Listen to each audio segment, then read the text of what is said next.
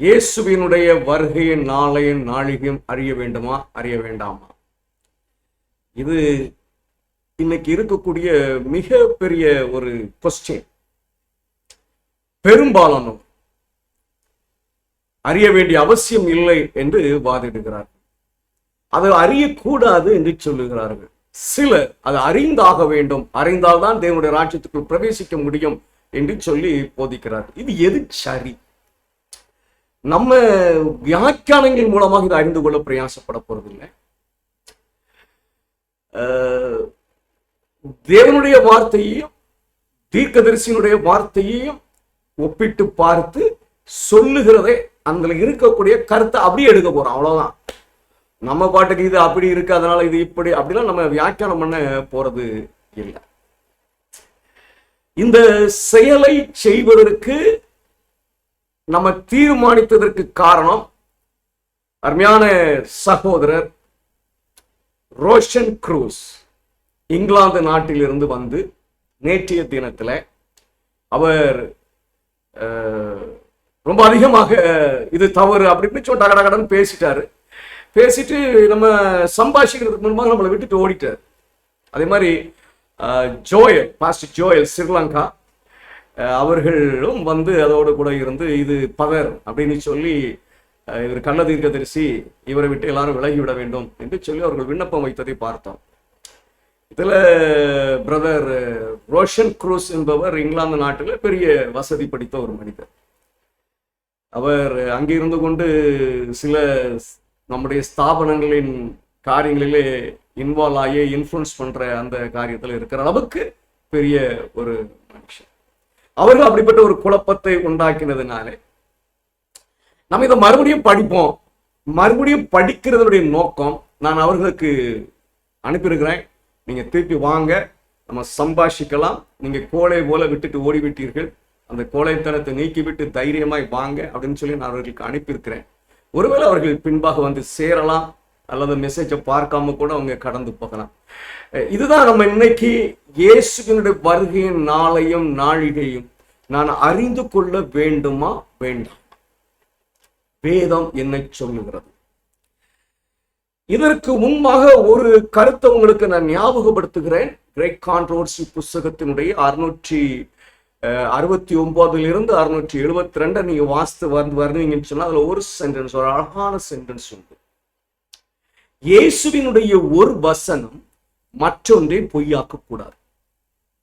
இது இந்த ஆராய்ச்சிக்கு மாத்திரமல்ல, வேதாகமத்தை ஆராய்ந்து பார்க்கிற எல்லா பிள்ளைகளிடத்திலும் இருக்க வேண்டிய ஒரு ஒரு ஒரு எப்படி சொல்றது, ஒரு நோக்கம், ஒரு கொள்கையாக அது இருக்க வேண்டும். அந்த அடிப்படையில தான் நம்ம படிக்க போகிறோம். எந்த ஒரு வசனத்தையும் நம்ம என்னன்னு சொல்றது, என்னுடைய பழக்கம் அப்படியே. நான் அதை படிக்கும் பொழுது ஒரு வசனத்தை பிடிச்சுக்கிட்டு இன்னொரு வசனத்தை விட்டுறக்கூடாதுன்னு நினைப்பேன். ரெண்டையும் சரியா விளங்கி கொள்ள வேண்டும் என்று நான் விரும்புகிறது உண்டு. அதன் அடிப்படையில தான் இதை நம்ம படிக்க போகிறோம். சரி, என்ன வசனத்தை முதலாவது நம்ம வாசிப்போம் அப்படின்னு சொன்னா, வெளிப்படுத்தல் 16:15 நம்ம வாசிக்கும் பொழுது, இதோ திருடனை போல் வருகிறேன். இது எப்போ ஒரு சொல்லுறாரு அப்படின்னு சொன்னா, வாதையினுடைய காலத்தில் 6வது வாதையில யாருகிட்ட சொல்றாருன்னா பரிசுத்த வாணிகிடத்துல சொல்றாரு. நான் திருடனை போல வரப்போகிறேன், தன் மானம் காணப்படத்தக்கதாக நிர்வாணமாய் நடவாத படைக்கு விழித்து கொண்டு தன் வஸ்திரங்களை காத்துக் கொள்ளுகிறவன் பாக்கியவான். இங்க ஒரு எச்சரிப்பு, வாதையின் காலத்துல. மனசுல வச்சுக்கிட்டேன், நான் கொஞ்சம் நிதானமாக சொல்ல போறேன், நேரம் எடுக்கும், சரிங்களா? வாதையின் காலத்துல நீ விழித்துக் கொண்டிருக்க வேண்டும், ஏன்னா நான் திருடனை போல் வருகிறேன்.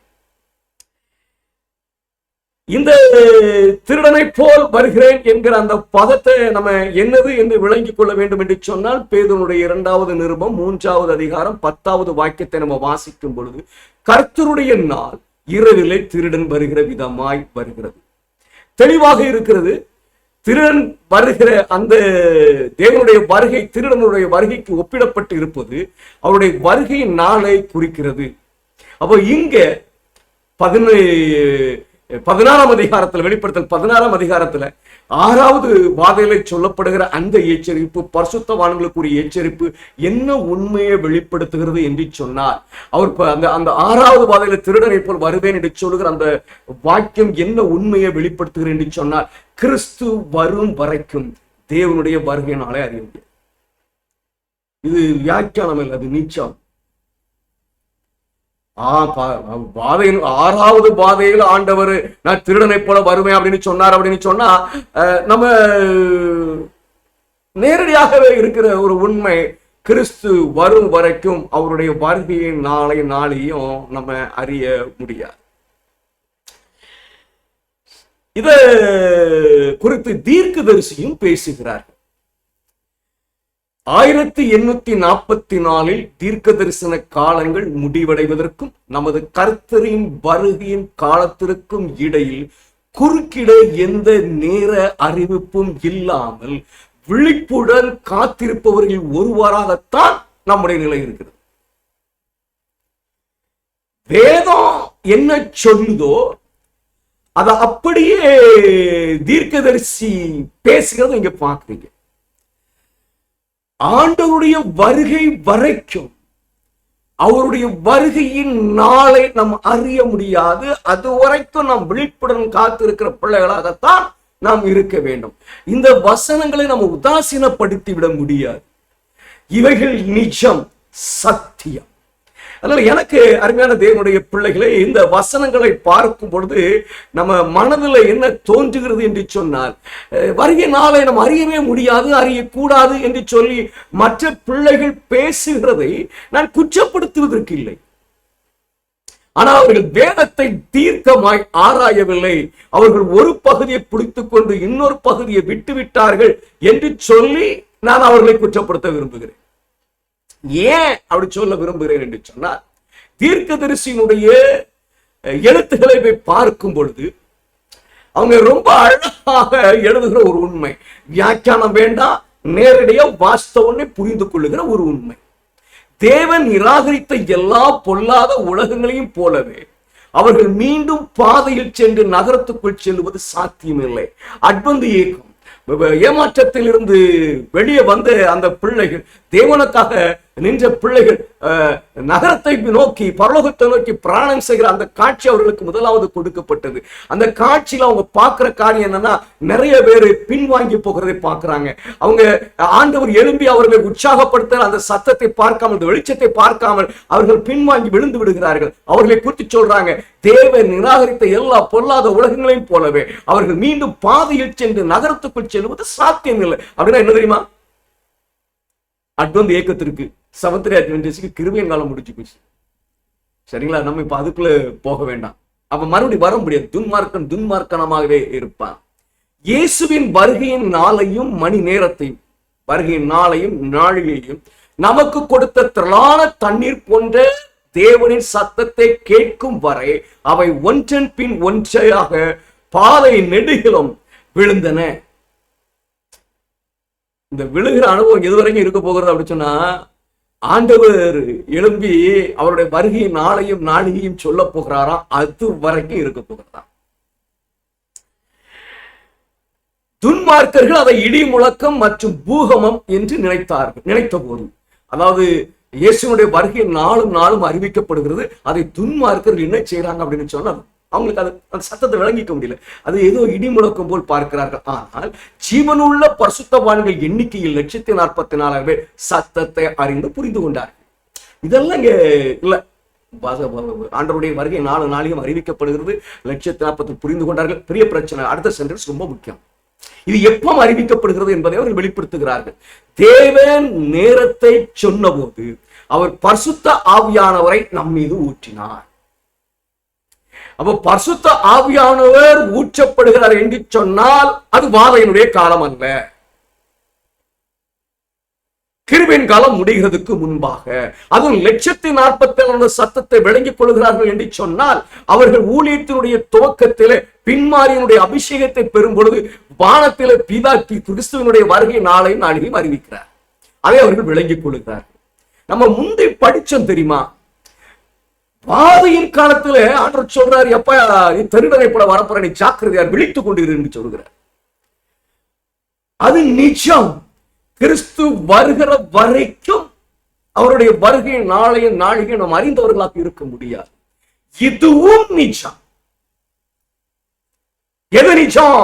பின்மாறி ஊற்றப்படும் பொழுது, கிருபையின் காலம் முடிகிறதற்கு முன்பாக ஊழியம் துவங்கும் பொழுது, 1,44,000 தேவனுடைய அபிஷேகத்தை பெற்றுக்கொண்டு ஊழியத்தை செய்ய தீர்மானிக்கும் பொழுது, அந்த சூழ்நிலை உண்டாகும் பொழுது வானத்திலிருந்து சத்தம் சொல்லுகிறது, இயேசுனுடைய வருகை நாளையும் நாளிகை. அப்போ ஒரு காலம் வருகிறது, 1,44,000 பேர் கிருபையின் காலத்திலேயே பின்மாரியினுடைய அபிஷேகத்தை பெறும் பொழுது அவர்கள் தேவனுடைய வருகையும் நாளையும் நாளிகையும் அறிந்து கொள்கிறார்கள் என்று சொல்லி, இதுக்கு பிற அவங்க என்ன செய்யறாங்க அப்படிங்கிறத தீர்க்கதரிசி வெளிப்படுத்துறாங்க. இந்த நேரத்தில் 1,44,000 பேர் எல்லோரும் முத்திரையிடப்பட்டு பூரணமாக ஒன்றிணைந்தனர். எங்களுடைய மகிழ்ச்சியான பரிசுத்தமான நிலையில் துன்மார்க்கர்கள் கோபமடைந்து எங்களை சிறையில் தள்ளுவதற்கு எங்கள் மேல் கைகளை வைக்க பலாத்காரமாக விரைவார்கள். அப்போது நாங்கள் தேவனின் பெயரால் கையை நீட்டும் போது துன்மார்க்கர்கள் ஆதரவற்று தரையிலே விழுவார்கள். பின்பு ஒருவருடைய கால்கள் ஒருவர் கழுவி பரிசுத்த சகோதரர்களுக்கு பரிசுத்த முத்தத்தால் வாழ்த்துதல் செலுத்தக்கூடிய நம்மை தேவன் நேசித்தார் என்பதை சாத்தானின் கூட்டம் அறிந்தார்கள். மேலும் அவர்கள் நம்முடைய பாதங்களில் தேவனை தொழுது கொண்டார்கள். சரி, அதுக்கு பிறகு ஊழியம் நடத்த போகிறது. அப்போ நம்ம ரெண்டு உண்மை இங்க விளங்குகிறோம், ரெண்டு உண்மையை பார்க்கிறோம். ஒண்ணு என்னன்னா, இயேசு வருகிற வரைக்கும் அவருடைய நாளையும் அறிய முடியாது. இன்னொரு உண்மை நம்ம பார்க்கிறோம் அப்படின்னு சொன்னா, கிருபையின் காலத்திலே பின்மாறி ஊற்றப்படும் பொழுது தேவனுடைய வருகை நாளையும் அறிந்த 1,44,000 பேர் இருக்கிறார்கள் என்று.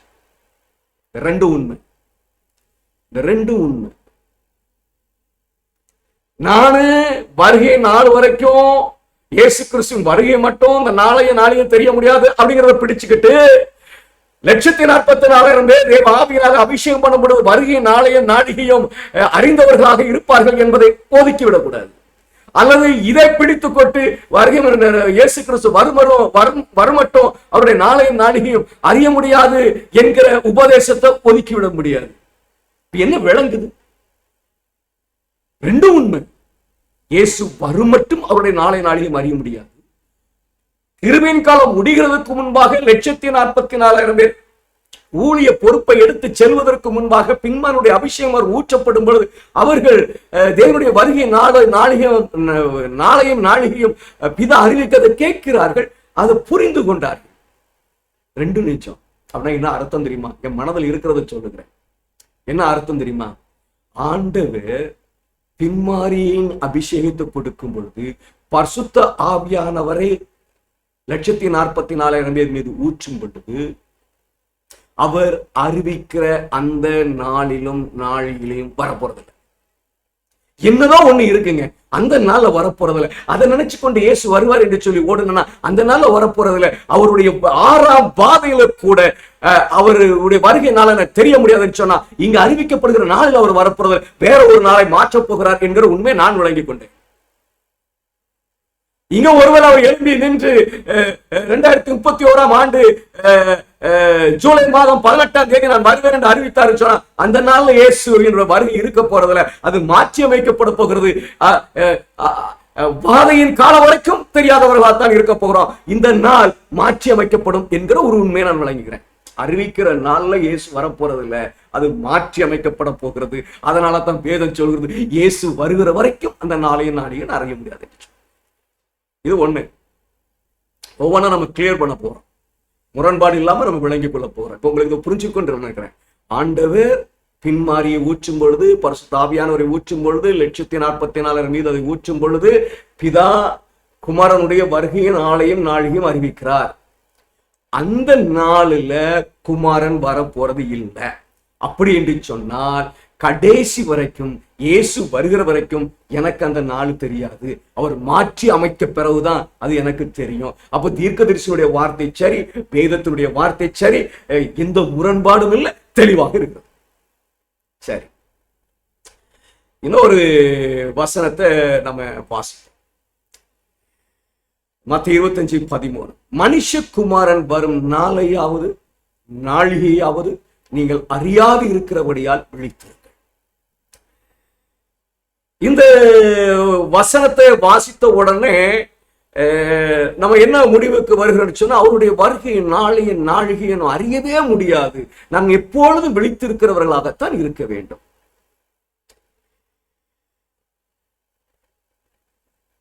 ஆனா வேதம் கொஞ்சம் வேறு விதமாக இருக்கிறத நம்ம பார்க்க முடிகிறது. நீங்க வெளிப்படுத்தல் 3:3 நீங்கள் வாசிப்பீர்களானால் அது மிக தெளிவாக சொல்லுகிறது, நீ விழித்திராவிட்டால் திருடனை போல் உன்மேல் வருவேன், நான் உன்மேல் வரும் வேலையை நீ அறிய மாட்டாய்.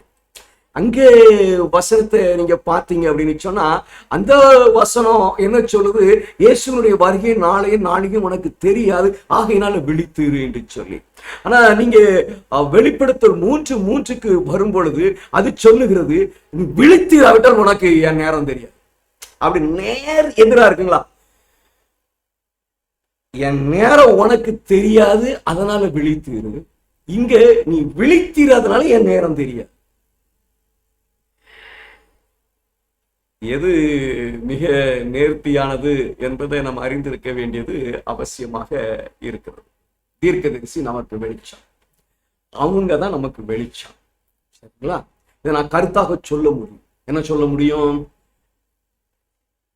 தேவனுடைய வருகையும் நாளையும் நாழிகையும் நான் அறியாததுனாலே நான் விழித்திருக்க வேண்டும். அப்படி நான் விழித்து இருந்தால் என்ன நடக்கும் அப்படின்னு சொன்னா, ஒரு நாளில் நான் அவருடைய வருகை நாளையும் நாளிகையும் அறிந்து கொள்ளுவேன்.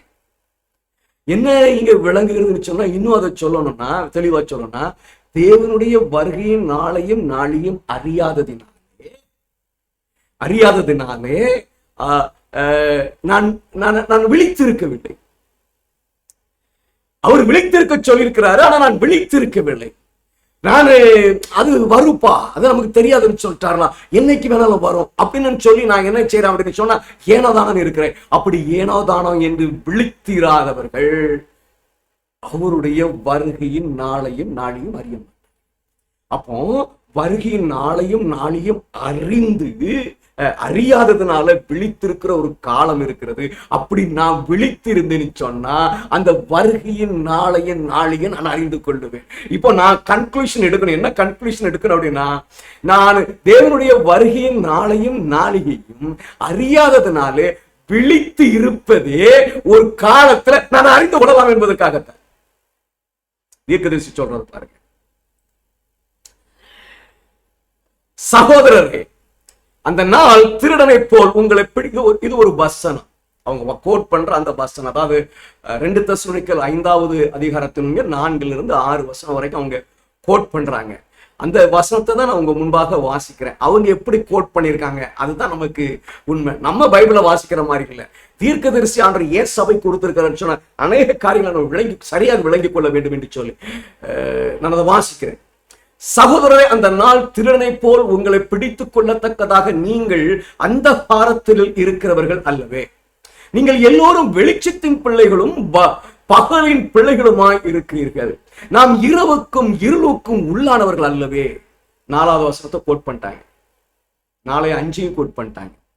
கோட் பண்ணிட்டு அடுத்த 6வது வசனத்தை அவங்க கோட் பண்றதுக்கு முந்தி அவங்களுக்கு ஆண்டவர் ஆவியானவர் மூலமா ஒரு வாக்கியத்தை எழுத சொல்லியிருக்கிறாங்க. அந்த வாக்கியம் ஆச்சரியமானது. நாம் தேவனுடைய வருகையின் நேரத்தை நம் தேவனுடைய வருகையின் நேரத்தை நாம் அறியக்கூடாது என்றாலும் அது சமீபமாய் இருக்கும் போது நாம் அறிந்து கொள்ளலாம். ஆகையால் ஐயா, நம்ம தேவனுடைய வருகையின் நேரத்தை நம்ம அறிய முடியாது, ஆனா அது சமீபமாய் இருக்கும்போது நம்ம தெரிஞ்சுக்கலாம்.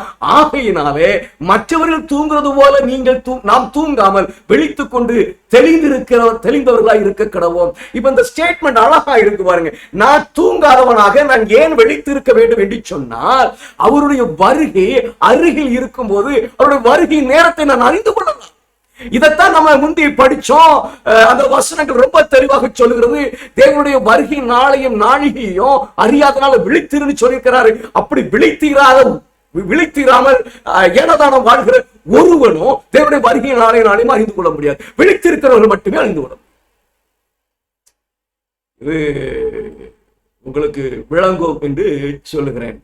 எந்த முரண்பாடும் இல்லாமல் நம்ம அதை விளங்கிக் கொள்ள வேண்டியது அவசியமாக இருக்கிறது. ரெண்டு குழப்பமான காரியங்களை நம்ம பார்த்துருக்குறோம், முரண்பாடு இல்லாமல் பார்த்துருக்குறோம். இதுல ரொம்ப அழகான இது, ஏன் விழித்திருக்கணும்? தேவனுடைய வருகை நாளையும் அறியாதனாலே விழித்திருக்க வேண்டும். ஏன் விழித்திருக்க வேண்டும்? ஒரு நாளில் நான் அறிந்து கொள்ளலாம். அது எப்போனே அவங்க சொல்றாங்க, அது அருகில் இருக்கும்போது, கிறிஸ்துவனுடைய வருகை சமீபமாய் இருக்கும் பொழுது அந்த நேரத்தை நம்ம அறிந்து கொள்ளலாம். இன்னும் ஒரு காரியத்தை நான் உங்களோடு கூட பகிர்ந்து கொள்ள விரும்புகிறேன். தீர்க்க தரிசன ஆவியினுடைய புஸ்தகத்துக்கு நீங்க போகீங்கன்னு சொன்னா, அந்த சைட்டேஷன்லாம் இங்க எடுத்து போடலை, அதெல்லாம் அந்த பாடத்துல இருக்குது, அதெல்லாம் நான் வாசிக்கிறது விரும்பலை. ஏன்னா இது நேர தேவனுடைய வருகை நாளையும் அறிந்து கொள்ள வேண்டும் என்று போதிக்கிறவர்களுக்கு எதிரான குறிப்புகள். இதெல்லாம் நீங்க அங்க பார்க்கலாம். என்ன பார்க்கலாம் அப்படின்னா, வருகையை நெருங்குகிறோம் என்பதற்கான அடையாளங்கள் நிறைவேறி கொண்டு இருக்கும் பொழுது வருகையின் நாளை நாம் அறிய முடியாது. வாசிங்க அப்படின்னு சொன்னா, அடையாளங்கள்லாம் நிறைவேறி கொண்டு இருக்கும் போது கூட இயேசு வரப்போறாருன்னு இந்த அடையாளங்கள் சமீபமா அப்படின்னு சொன்ன பாத்தீங்களா, அப்படி அடையாளங்கள்லாம் நிறைவேறி கொண்டு இருக்கும் போது கூட நீங்க அவருடைய வருகையின் நேரத்தை அறிய முடியாது. இயேசுவின் வருகை வரைக்கும் எந்த நேர அறிவிப்பும் கிடையாது. நம்ம அதை விளங்கி இருக்கிறோம். கிறிஸ்துவின் வருகை பற்றிய திட்டவட்டமான நேரத்தை அறியக்கூடாது. நீ cannot understand, நீ விளங்கிக்க கூடாது, நீ படிக்க கூடாது, நீ தெரிஞ்சுக்க கூடாது. இதைத்தான் வச்சுக்கிட்டு ஒரு போதகர், ரிட்டையர்டு பிரின்சிபால் போதகர் ஆனா பிரின்சிபலா இருந்தவர், அவரு நம்ம தெரிஞ்சா கூட வெளியே சொல்லக்கூடாது அப்படின்னு. ஏன்னா இங்க சொல்லப்பட்டிருக்கிற கிறிஸ்துவின் வருகையை பற்றிய திட்டவட்டமான நேரத்தை அறியக்கூடாது. 1844 பிறகு கொடுத்த செய்தியில் குறிப்பிட்ட நேரம் பற்றிய செய்தி இருக்காது. எப்போது கிருபையின் காலம் முடியும் என்பதையும் தேவன் வெளிப்படுத்தவில்லை. நம்ம இப்ப படிச்சதுக்கு இந்த ஸ்டேட்மெண்ட் எல்லாம் நேர் முரண்பாடா இருக்கா? முரண்பாடாக இருக்காதான் உண்மை. அங்க நம்ம படிச்சது தப்பா? இல்ல, சரிதான். மறுபடியும் இதெல்லாம் பார்க்கக்கூடாது, கேட்கக்கூடாது, இப்ப தெரியக்கூடாது அப்படின்னா அவங்க சொல்லுகிறது எதனால அப்படிங்கிற ஒரு கேள்வி நம்ம மனசுல எழும்பும் இல்லைங்களா? ஒரு குறிப்பை நான் வாசிக்க போகிறேன். நம்ம பலமுறை வாசித்த குறிப்பு தான். இப்ப நான் அருகில் இருக்கும்போது தெரிந்து கொள்ள வேண்டும். 144 பின்மாரியினுடைய அபிஷேகத்தை பெறும்போது புரிந்து கொள்கிறார்கள். இப்போ அதெல்லாம் நான் அப்படி தூக்கி தூர போட்டுட்டு அதெல்லாம் படிக்க முடியாது, தெரிய முடியாது, அப்படின்னா போக முடியாது. இது என்ன ஆண்டவரே அப்படின்னா ஆண்டவர்கிட்ட கேட்கணும். ஏன் ஆண்டவரை இதை விளங்கி கூடாதுன்னு சொல்லிருக்கீங்க? யாருக்கிட்ட பேசுனீங்க? 140 நீங்க தானே சொல்லி கொடுக்குறீங்க. கிருபையின் காலம் முடிவுக்கு முந்தைய நீங்க அறிவிச்சுக்கிறீங்களே, விழித்திருந்தா தெரிச்சுப்போம் அப்படின்னு சொல்றீங்களே. அப்போ ஏன் ஆண்டவரே இதை நான் தெரியவே கூடாதுங்கிற ஸ்டேட்மெண்ட்லாம் இருக்குது. ஆண்டவர் தீர்க்கதரிசி மூலமாக அதற்கு விளக்கம் கொடுக்கிறார். தானியேலின் புத்தகமும் வெளிப்படுத்தலும் ஒன்றாகும். ஒன்று தீர்க்க தரிசனம், மற்றொன்று வெளிப்படுத்தல். ஒரு புத்தகம் முத்திரிடப்பட்டது, மற்றது ஒரு திறக்கப்பட்ட புத்தகம். இடிகள் உச்சரித்த ரகசியங்களே யோவான் கேட்டான், ஆனால் அவற்றை எழுத வேண்டாம் என்று அவனுக்கு கட்டளையிடப்பட்டது. நீங்கள் 10ஆம் அதிகாரத்தில் நீங்கள் பார்க்கலாம். 7 இடைகளில் வெளிப்படுத்தப்பட்டு யோவானுக்கு கொடுக்கப்பட்ட சிறப்பு வெளிச்சமானது முதல் மற்றும் 2வது தூதர்களின் செய்திகளின் கீழ் வெளிப்படும் நிகழ்வுகளின் ஒரு சித்தரிப்பு ஆகும். இந்த 7 இடி முழக்கம் எப்போ நடந்துடும்? 1வது மற்றும் 2ஆம் தூதனுடைய அந்த செய்தியினுடைய அறிவிப்பு காலத்தில் நடந்துவிடும். இவன் அந்த காலத்துல தான் இருக்கிறோம், அது முடிவு போகிற காலத்துல உட்கார்ந்துருக்கிறோம். இந்த விஷயங்களை தெரிந்து கொள்வது மக்களுக்கு சிறந்தது அல்ல. ஏனென்றால் அவர்களின் நம்பிக்கை கட்டாயம் தவிர்க்க முடியாத வகையில் சோதிக்கப்பட வேண்டும். இதெல்லாம் சொன்னாருன்னா நம்ம டைரக்ட் டெஸ்ட் இல்லைங்களா? அப்போ கொரோனாவை எடுத்துக்கிடுங்க, நான் அதை நம்புறேன் 7 இடி முழக்கங்களில் ஒன்று அப்படின்னு. ஏன்னா அது உலகம் முழுவதும் வந்த ஒரு காரியம். அப்படி ஒரு நம்பிக்கையின் இடத்துல இருக்கிறது. தேவனுடைய உத்தரவில் மிக அற்புதமான மற்றும் மேம்பட்ட உண்மைகள் அறிவிக்கப்படும். சரிங்களா? இப்ப சொல்றது கேட்டுக்கிடுங்க. முதல் மற்றும் 2வது தூதர்களின் செய்திகள் பிரகடனப்படுத்தப்பட வேண்டும், சொல்லப்பட வேண்டும். ஆனால் இந்த செய்திகள் அதன் குறிப்பிட்ட வேலையை செய்து முடிப்பதற்கு முன் கூடுதலான எந்த வெளிச்சமும் வெளிப்படுத்தப்பட்டு இருக்கவில்லை. 1ஆம் தூதனுடைய 2ஆம் தூதனுடைய 1ஆம் தூதன் 2ஆம் தூதனுடைய காலத்துல 7 இடி முழக்கங்கள் நிறைவேறும். அதே காலத்துல அவங்க என்ன சொல்றாங்கன்னா கூடுதலான வெளிச்சம் இல்லை. முதலாம் தூதனும் இரண்டாம் தூதனும் தன் வேலையை முடிக்கிற வரைக்கும் கூடுதலான வெளிச்சம் இல்லை. மூன்றாவது தூதனுடைய வேலை துவங்கும் பொழுது கிறிஸ்துவனுடைய வருகை சமீபமாய் இருக்கும். அதுதான் லட்சத்தின் அப்பத்தில் முத்திரிடப்பட்டு தேவனுடைய அபிஷேகத்தை பெற்றுக் கொள்கிற ஒரு அனுபவம். அப்பொழுது அதை தெரிந்து கொள்வார்கள். தேவனுடைய வருகையினாலும் அவர்களுக்கு சொல்லப்படும். நான் என்ன முடிவுக்கு வந்துடக்கூடாது தெரியவே தெரிய முடியாது. ஒரு காரியம் இருக்கு, கிறிஸ்து வரும் மட்டும் நமக்கு தெரியாது. அதுக்கு காரணம் என்னன்னு சொன்னா, அறிவிக்கப்படுகிற அந்த தேதி மாற்றி அமைக்கப்பட போகிறது. பிற்படம் படிக்க போறோம். மாற்றி அமைக்கப்படுது. ஏன் மாற்றி அமைக்கப்படணும்? அதெல்லாம் நம்ம எல்லாமே வெளிப்பாடுல இருக்கிறதா நம்ம விளங்கிக் கொள்ளலாம். இப்ப என்ன விளங்குனா, முதலாம் தூதனும் இரண்டாம் தூதனுடைய காலத்துல நமக்கு கூடுதலான செய்தி இல்லை. அப்ப போய் நம்ம என்ன செய்ய முடியாது அப்படின்னு சொன்னா, இயேசுனுடைய வருகைக்கு நாளை குறிக்க முடியாது. இப்ப நீங்க படிச்சா கூட இயேசுனுடைய வருகைக்கு நாளை குறிக்க முடியாது. நம்ம படிக்கிற காலம் வேற. ஆனா நம்ம அந்த காலத்தை நெருக்கத்தை பார்க்கிறதுனால அது இதுவாக இருக்கும் என்று நம்புகிறோம். நான் படிக்கும்போது அதை விளங்கிக் கொள்ளும். முதலாம் தூதனும் இரண்டாம் தூதனும் வேலை செய்யும் பொழுது நம்ம வேற கூடுதலான வெளிச்சம் இல்லை. அப்போ மூன்றாம் தூதனுடைய வேலையில கூடுதலான வெளிச்சம் உண்டு. எதை பற்றி? நேரத்தை பற்றி வாசிக்கிறோம் பாருங்க. இனி காலம் செல்லாது என்று மிகவும் உறுதிமொழியுடன் அறிவித்து சமுத்திரத்தில் ஒரு காலுடன் நிற்கிற தூதனால் இது குறிக்கப்படுகிறது. எது? முதலாம் தூதனும் இரண்டாம் தூதனும் வேலையை முடிக்கிற வரைக்கும் கூடுதலான செய்தி இல்லை. முதலாம் தூதனும் இரண்டாம் தூதனுடைய வேலை காலத்தில் 7 இடி முழக்கங்கள் நிறைவேறிவிடும். இது குறிக்கிறது. தூதன் ஒரு உறுதிமொழியுடன் அறிவிக்கும் இந்த நேரம் இந்த உலக வரலாற்றின் முடிவும் அல்ல, கிருபையின் காலம் முடிவும் அல்ல. அப்போ இது ஒரு நேரத்தை குறித்த செய்தி பாருங்க. அதுவும் உலகத்தின் முடிவை பற்றிய செய்தி, கிருபையின் காலம் முடிவை பற்றிய செய்தி. இப்போ அவர் சொல்றார் பாத்தீங்களா, இந்த முதலாம் தூதனும் இரண்டாம் தூதனுடைய செய்தி முடிகிற வரைக்கும் வேற செய்தி இல்லை அப்படிங்கிறது. கிருபையின் காலமுடைய செய்தி இல்ல, உலகத்தினுடைய முடிவு செய்தி இல்ல. காலத்துக்கு அடுத்த செய்தி முதலாம் தூதனும் இரண்டாம் தூதனும் செயல்படும் பொழுது கிடையாது. அப்போ நீங்க அதை படிக்கிறதுக்கு பிரயாசப்படாதீங்க, அதை விளங்கிக் கொள்வதற்கு பிரயாசப்படாதீங்க, அதை அறிவிப்பதற்கும் பிரயாசப்படாதீங்க. ஆனால் இது நம் தேவனுடைய வருகைக்கு முன்னதாக நிகழ்கிற தீர்க்க தரிசனம் பற்றியது. ஸ்பீக்கர் மாறிட்டு சார்.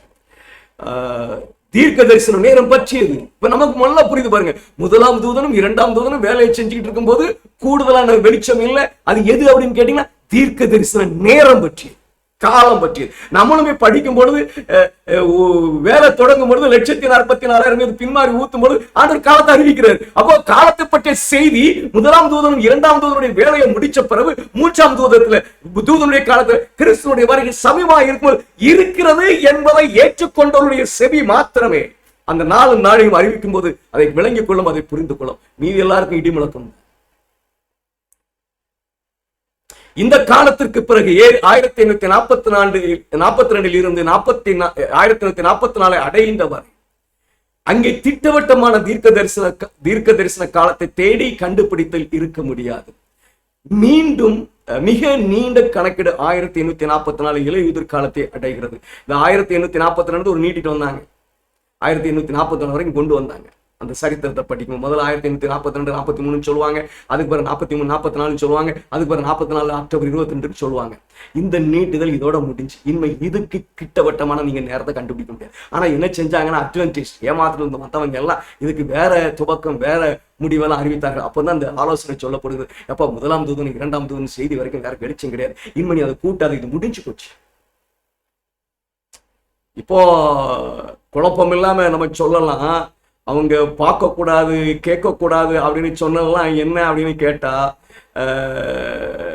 தெளிவாக நம்ம சொல்ல முடியும். முதலாம் தூதனும் இரண்டாம் தூதனுடைய காலத்தில் இருக்கிறவர்களுக்கான ஆலோசனை. இயேசுனுடைய வருகையின் நேரத்தை அவங்க படிக்கிறதுக்கு பிரயாசப்படக்கூடாது, அதை தெரிஞ்சுக்க முடியாது. அது பிதா சொல்லும் பொழுதுதான் தெரிந்து கொள்ள முடியும்.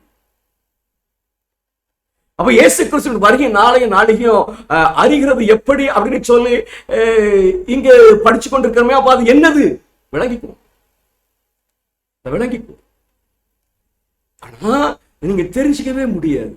எப்பதான் தெரிஞ்சுக்க முடியும்னு சொன்னா, மூன்றாம் தூதனுடைய செய்தியினுடைய ஆரம்பத்துல ஆண்டவர் பின்மாரிகள் அபிஷேகத்தை கொடுக்கும் பொழுது அதை நம்ம விளங்கிக் கொள்ளலாம். அவர் அந்த நாளைக்கு அறிவிப்பார். அப்ப நம்ம இப்ப என்ன தெரிஞ்சுக்க போகிறோம்? அந்த நாளை தெரிஞ்சுக்கவே முடியாதுங்க. நான் மறுபடியும் சொல்றேன், இங்க நான் சொல்லிட்டே இருக்கிறதா, அந்த நாளை நம்ம அறியவே முடியாது. அதை சரியா துல்லியமா என்னைக்கு வருவார் என்கிற அந்த செய்தி அதுக்குள்ள இருக்கிறது. அந்த நாளை நம்ம அறிய முடியாது. என்ன அறிஞ்சிக்க முடியும் அப்படின்னு சொன்னா, நான் முன்னதாக சொல்ல விரும்பவில்லை, படித்துக் கொண்டே இருக்கணும் சொல்றேன். அந்த நாளை நீங்கள் அறியவே முடியாது. ஆனா 3ஆம் தூதனுடைய வருகையின் போது அந்த நாளை அறிந்து கொள்ள முடியும். சரி, இனி ஒரு சரித்திரத்தை உங்களோடு கூட நான் பகிர்ந்து கொள்ள விரும்புகிறேன். ரொம்ப முக்கியமான சரித்திரம். தீர்க்கதரிசி இந்த நேரத்தை குறிக்கிறவர்களை எதிர்த்து பேசிய சரித்திரம். என்னை எதிர்த்து பேசிய சரித்திரம். என்ன மாதிரி நிறைய பேர் இருந்திருக்கிறாங்க பேசுகிற சரித்திரம். இந்த சரித்திரத்தை படிக்கிறதுக்கு காரணம் என்ன அப்படின்னா, என்கிட்ட ஒரு சகோதரர்களுக்கு சரித்திரம் தெரியாது, அதனால நீங்க நாள் குறிச்சிட்டு இருக்கீங்க அப்படின்னு சொல்லிட்டார். என்னடா இந்த சரித்திரம், என்ன சரித்திரம் இருக்குது? நான் எங்கேயும் ஓடல், தீர்க்கதரிசி தான். எனக்கு தீர்க்கதரிசியினுடைய எழுத்துக்களை நான் படிப்பதற்கு பிரயாசப்பட்டேன்.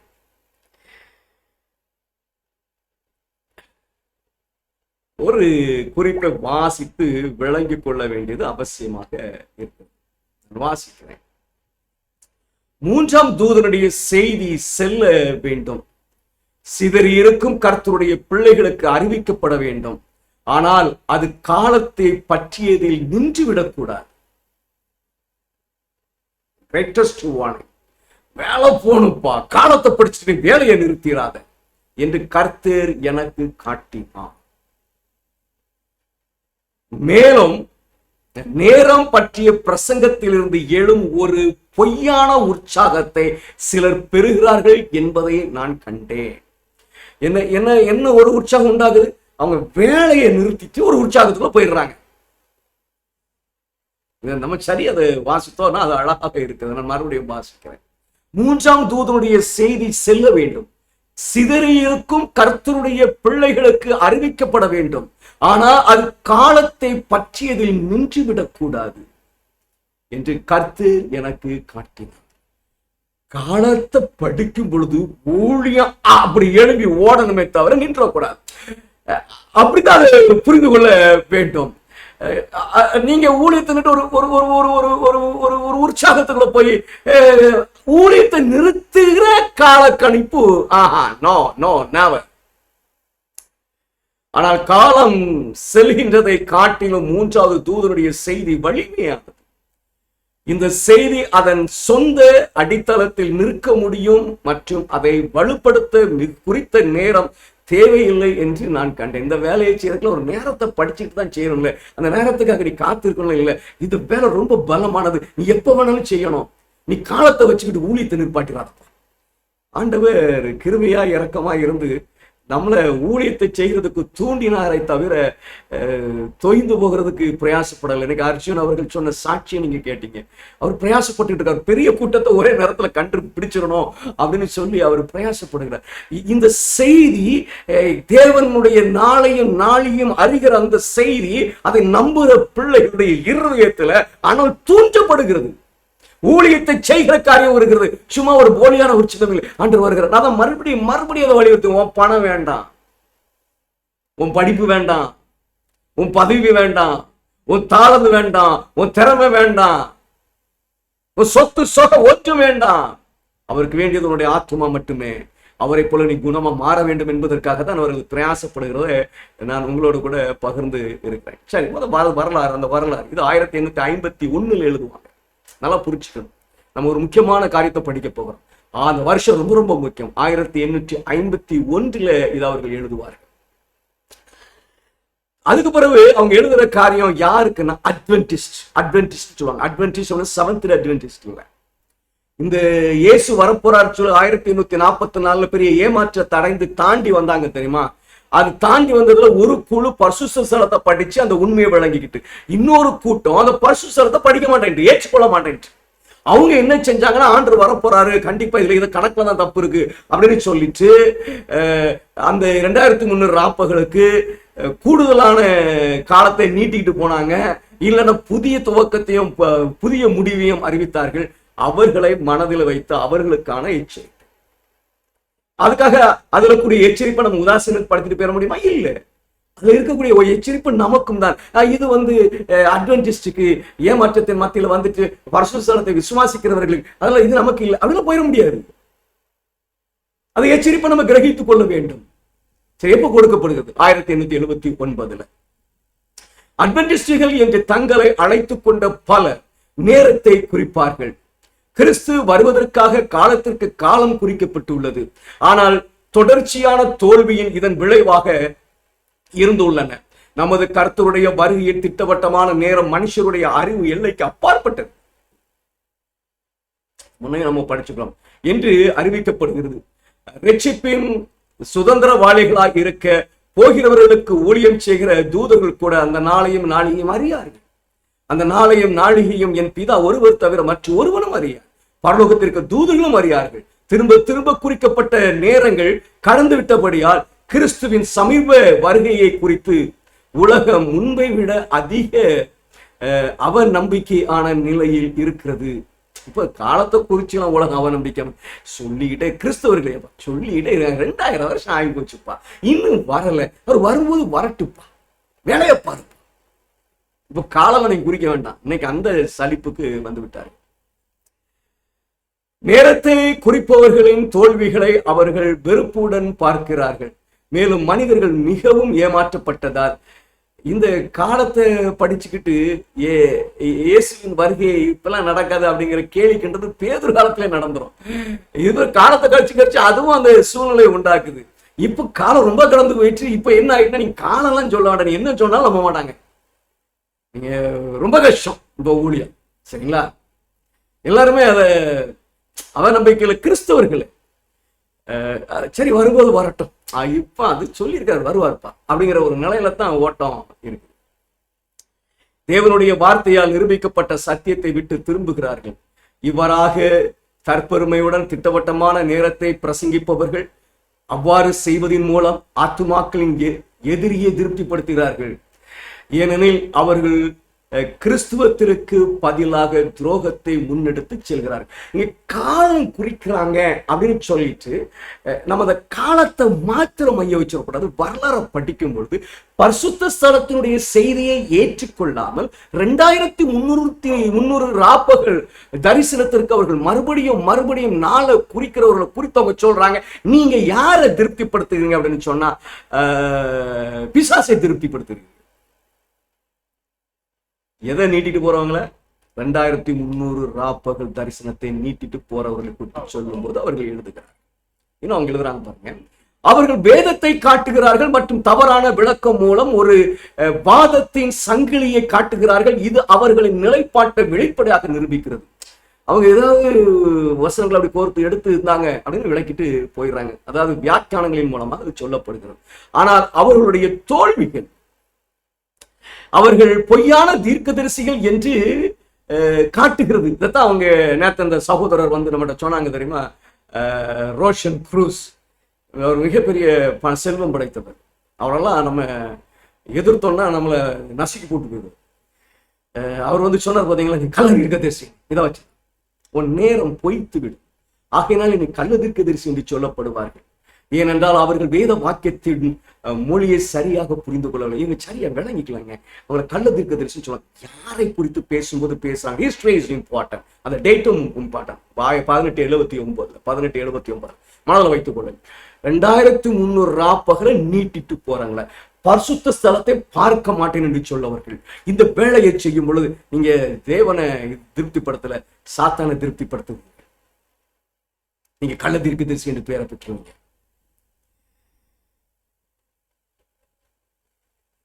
குறிப்பா வாசித்தா நன்றாக தான் இருக்கும். தேவனுடைய வார்த்தை சத்தியமும் உண்மையும் ஆகும். ஆனால் மனிதர்கள் அதன் அர்த்தத்தை தவறாக பொருள் கொண்டனர்.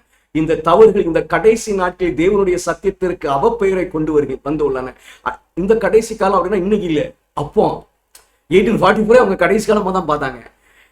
அது அவப்பெயரை கொண்டு வருது. அட்வென்டிஸ்டுகள் எல்லா பிரிவினரின் ஊழியக்காரர்களும் ஏளனம் செய்யப்படுகிறார்கள். இந்த செவன்த் டே அட்வென்டிஸ்ட் இல்ல, பரிசுத்த உபதேசத்தை ஏற்றுக்கொள்ளாமல் 2003 ராப்புகளுக்கு புதிய காலங்களை கண்டுபிடித்தவர்கள். இருப்பினும் தேவனுடைய ஊழியர்கள் அவர்கள் அமைதியை கடைபிடிக்க நடந்துட்டு தேவனுடைய ஊழியர்கள் என்ன சொன்னீங்க, வேலையை செய்யணும். இதுதான் அதனுடைய இது கிறிஸ்துவின் உண்மையான சீஷர்கள் ஒவ்வொருவரையும் வைராக்கியமான செயலுக்கு தூண்ட வேண்டும். மக்கள் மீது ஒரு தாக்கத்தை ஏற்படுத்துவதற்காக குறிப்பிட்ட நேரத்தை பிரசங்கிக்க வேண்டும் என்று நினைப்பவர்கள் சரியான கண்ணோட்டத்தில் தாக்கத்தை ஏற்படுத்துவதற்காக குறிக்கப்பட்ட நேரத்தை பிரசங்கிக்க வேண்டும் என்று நினைப்பவர்கள் சரியான கண்ணோட்டத்தில் வேலை செய்வதில்லை. எல்லாத்தையும் அந்த குறிப்புல மேல பாத்தீங்கன்னு சொன்னா ஊழியம், அதெல்லாம் நம்ம மனசுல வச்சுக்கணும். ஊழியம் தடைப்படக்கூடாது. இதை நீங்க இப்படி கணிச்சுக்கிட்டே இருக்கும்போது நாளுக்காக காத்திருந்துருந்தீங்க. You cannot do the work. மக்களின் உணர்வுகள் கிளர்ந்து எழும் மற்றும் அவர்களின் அச்சத்தை தூண்டலாம், ஆனால் அவர்கள் அடிப்படை உண்மையிலிருந்து முன்னேறுவது இல்லை. இது அப்படின்னு நான் அடிக்கடி don't get excited, don't get excited. அவர் வரப்போறாரு, அதுக்காக நீங்க உடனே நான் அதை விட்டுலாமா, இந்த வேலையை விட்டுலாமா, நான் காட்டுக்குள்ள போய் ஓடி உட்கார்ந்துடலாமா,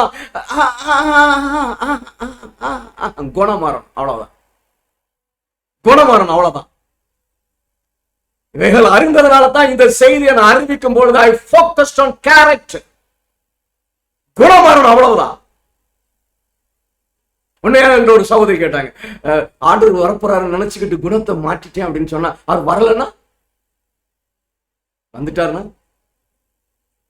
ஐயா குணத்தை மாற்றுறதுக்கு தான் செய்தியே. இந்த செய்தியை ஏற்றுக்கொள்ளாதவன் பாவம் செய்வான். நான் பிறகு பாடங்கள் தொடர்ந்து வருவதை வாசித்து காட்டுவேன். இந்த பாவத்தில் இருக்கிற விரும்புகிறவன் இந்த செய்தியை ஏற்றுக்கொள்ள மாட்டான். இந்த செய்தியை ஆண்டவர் ஏன் சொல்லுறோம் அப்படின்னு சொன்னா பாவத்தோடு வெளியே வர்றதுக்கு தான்.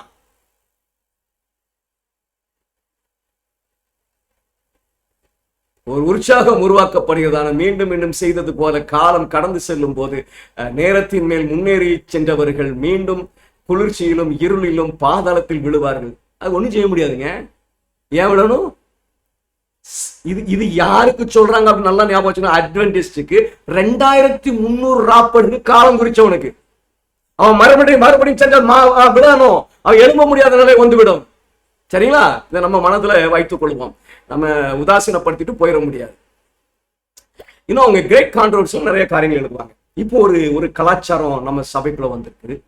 ஏதோ அது கிரேட் கான்ட்ரோவர்சி அது வெளியிட்ட ஆண்டுல தான் தீர்க்கதரிசியால அதெல்லாம் எழுதின மாதிரி. நீங்க பார்க்கலாம், இயேசுவை பிறந்த தேவன், அவர் இயல்பாவே தேவன் கிடையாது, பிதாவிலிருந்து பிறந்து வந்தார், இல்ல அது ஒரு சிருஷ்டிக்கப்பட்ட தேவன், பரிசுத்த ஆவியானவர் ஒரு நபர் இல்லை என்று சொல்லுகிறவர்கள் என்ன சொல்லுவாங்கன்னா, டிசைர் ஆஃப் ஏஜஸ் எழுதுற வரைக்கும் தீர்க்கதரிசி வேற ஸ்டாண்ட்ல இருந்தாங்க. டிசைர் ஆஃப் ஏஜஸ் எழுதும் போது அவங்க வேற நிலைக்கு மாறிட்டாங்க. அவங்க என்ன சொல்றான்னா அவங்க தீர்க்கதரிசி இல்லப்பாங்கிறான். அவ்வளவுதான். ஆனா நிஜம் அது அல்ல. இதை நம்ம முதல்ல விளங்கிக்கும். அடுத்த பகுதியை நம்ம படிக்கும் போது, ஏன்னா வருஷம் எனக்கு முக்கியம், வருஷம் எனக்கு முக்கியம். பாருங்க, 1851 1879 இதை தீர்க்கதரிசி சொல்றாங்க பாருங்க. பெரும்பான்மையான அட்வென்டிஸ்டுகள் ஆசரிப்பு கூடாரம் மற்றும் தேவனுடைய பிரமாணம் பற்றிய உண்மையை நிராகரித்தனர். கிறிஸ்துவின் வருகைக்கு ஒரு திட்டவட்டமான நேரத்தை மீண்டும் மீண்டும் நிர்ணயித்து தவறுக்கு சிலர் வழிநடத்தப்பட்டனர். பரிசுத்த ஸ்தலத்தின் விஷயத்தில் இப்போது பிரகாசித்துக் கொண்டிருக்கும் வெளிச்சம் எந்த தீர்க்க தரிசன காலமும் 2ஆம் வருகைக்கு நீட்டிக்கப்படவில்லை என்பதை அவர்களுக்கு சுட்டிக்காட்டிருக்க வேண்டிய. பரிசுத்தலத்துக்கு போனீங்க அப்படின்னு சொன்னா தீர்க்க தரிசன நேரம் 2300 ராப்போல குறிச்சுட்டே கலந்து அது நீட்டிக்கப்படலைங்கிறதை பார்த்திருப்பேன். ஏன்னா இயேசு மகா பரிசுத்தலத்தில் பரலோகத்தினுடைய பரிசுத்தல் சுத்திகரிக்க போயிட்டாரு. இந்த வருகையின் திட்டவட்டமான நேரம் முன்னறிவிக்கப்படவில்லை. இயேசுடைய வருகையினுடைய திட்டவட்டமான நேரம் முன்னறிவிக்கப்படவில்லை. ஆனால் வெளிச்சத்தை விட்டு விலகி கர்த்தர் வருகைக்கு திட்டவட்டமான நேரத்தை தொடர்ந்து குறித்தவர்கள் மேலும் அடிக்கடி அவர்கள் ஏமாற்றார்கள். இதெல்லாம் இந்த அட்வென்டிஸ்ட அடிப்படையை வச்சு சொல்றோம். எப்போ இல்ல தீர்க்க தரிசனம் இல்ல, நீ தீர்க்க தரிசனத்தை ஏன் தேடிட்டு கிடக்க? தீர்க்க தரிசனத்தில் இல்ல, அங்க அவர் அறிவிக்கல, திட்டவட்டமான நேரம் இல்ல. சரி, இந்த வருஷங்களெல்லாம் ஞாபகம் வைத்துக் கொள்ளுங்க. இத குறிப்பையும் நான் வாசிக்கிறேன். 1858 வசந்த காலத்தில் நான் தேவனுடைய மகிமையின் தரிசனத்தில் மூடப்பட்டிருந்தேன். சபைக்காக பல முக்கியமான காரியங்கள் எனக்கு அங்கே வெளிப்படுத்தப்பட்டன.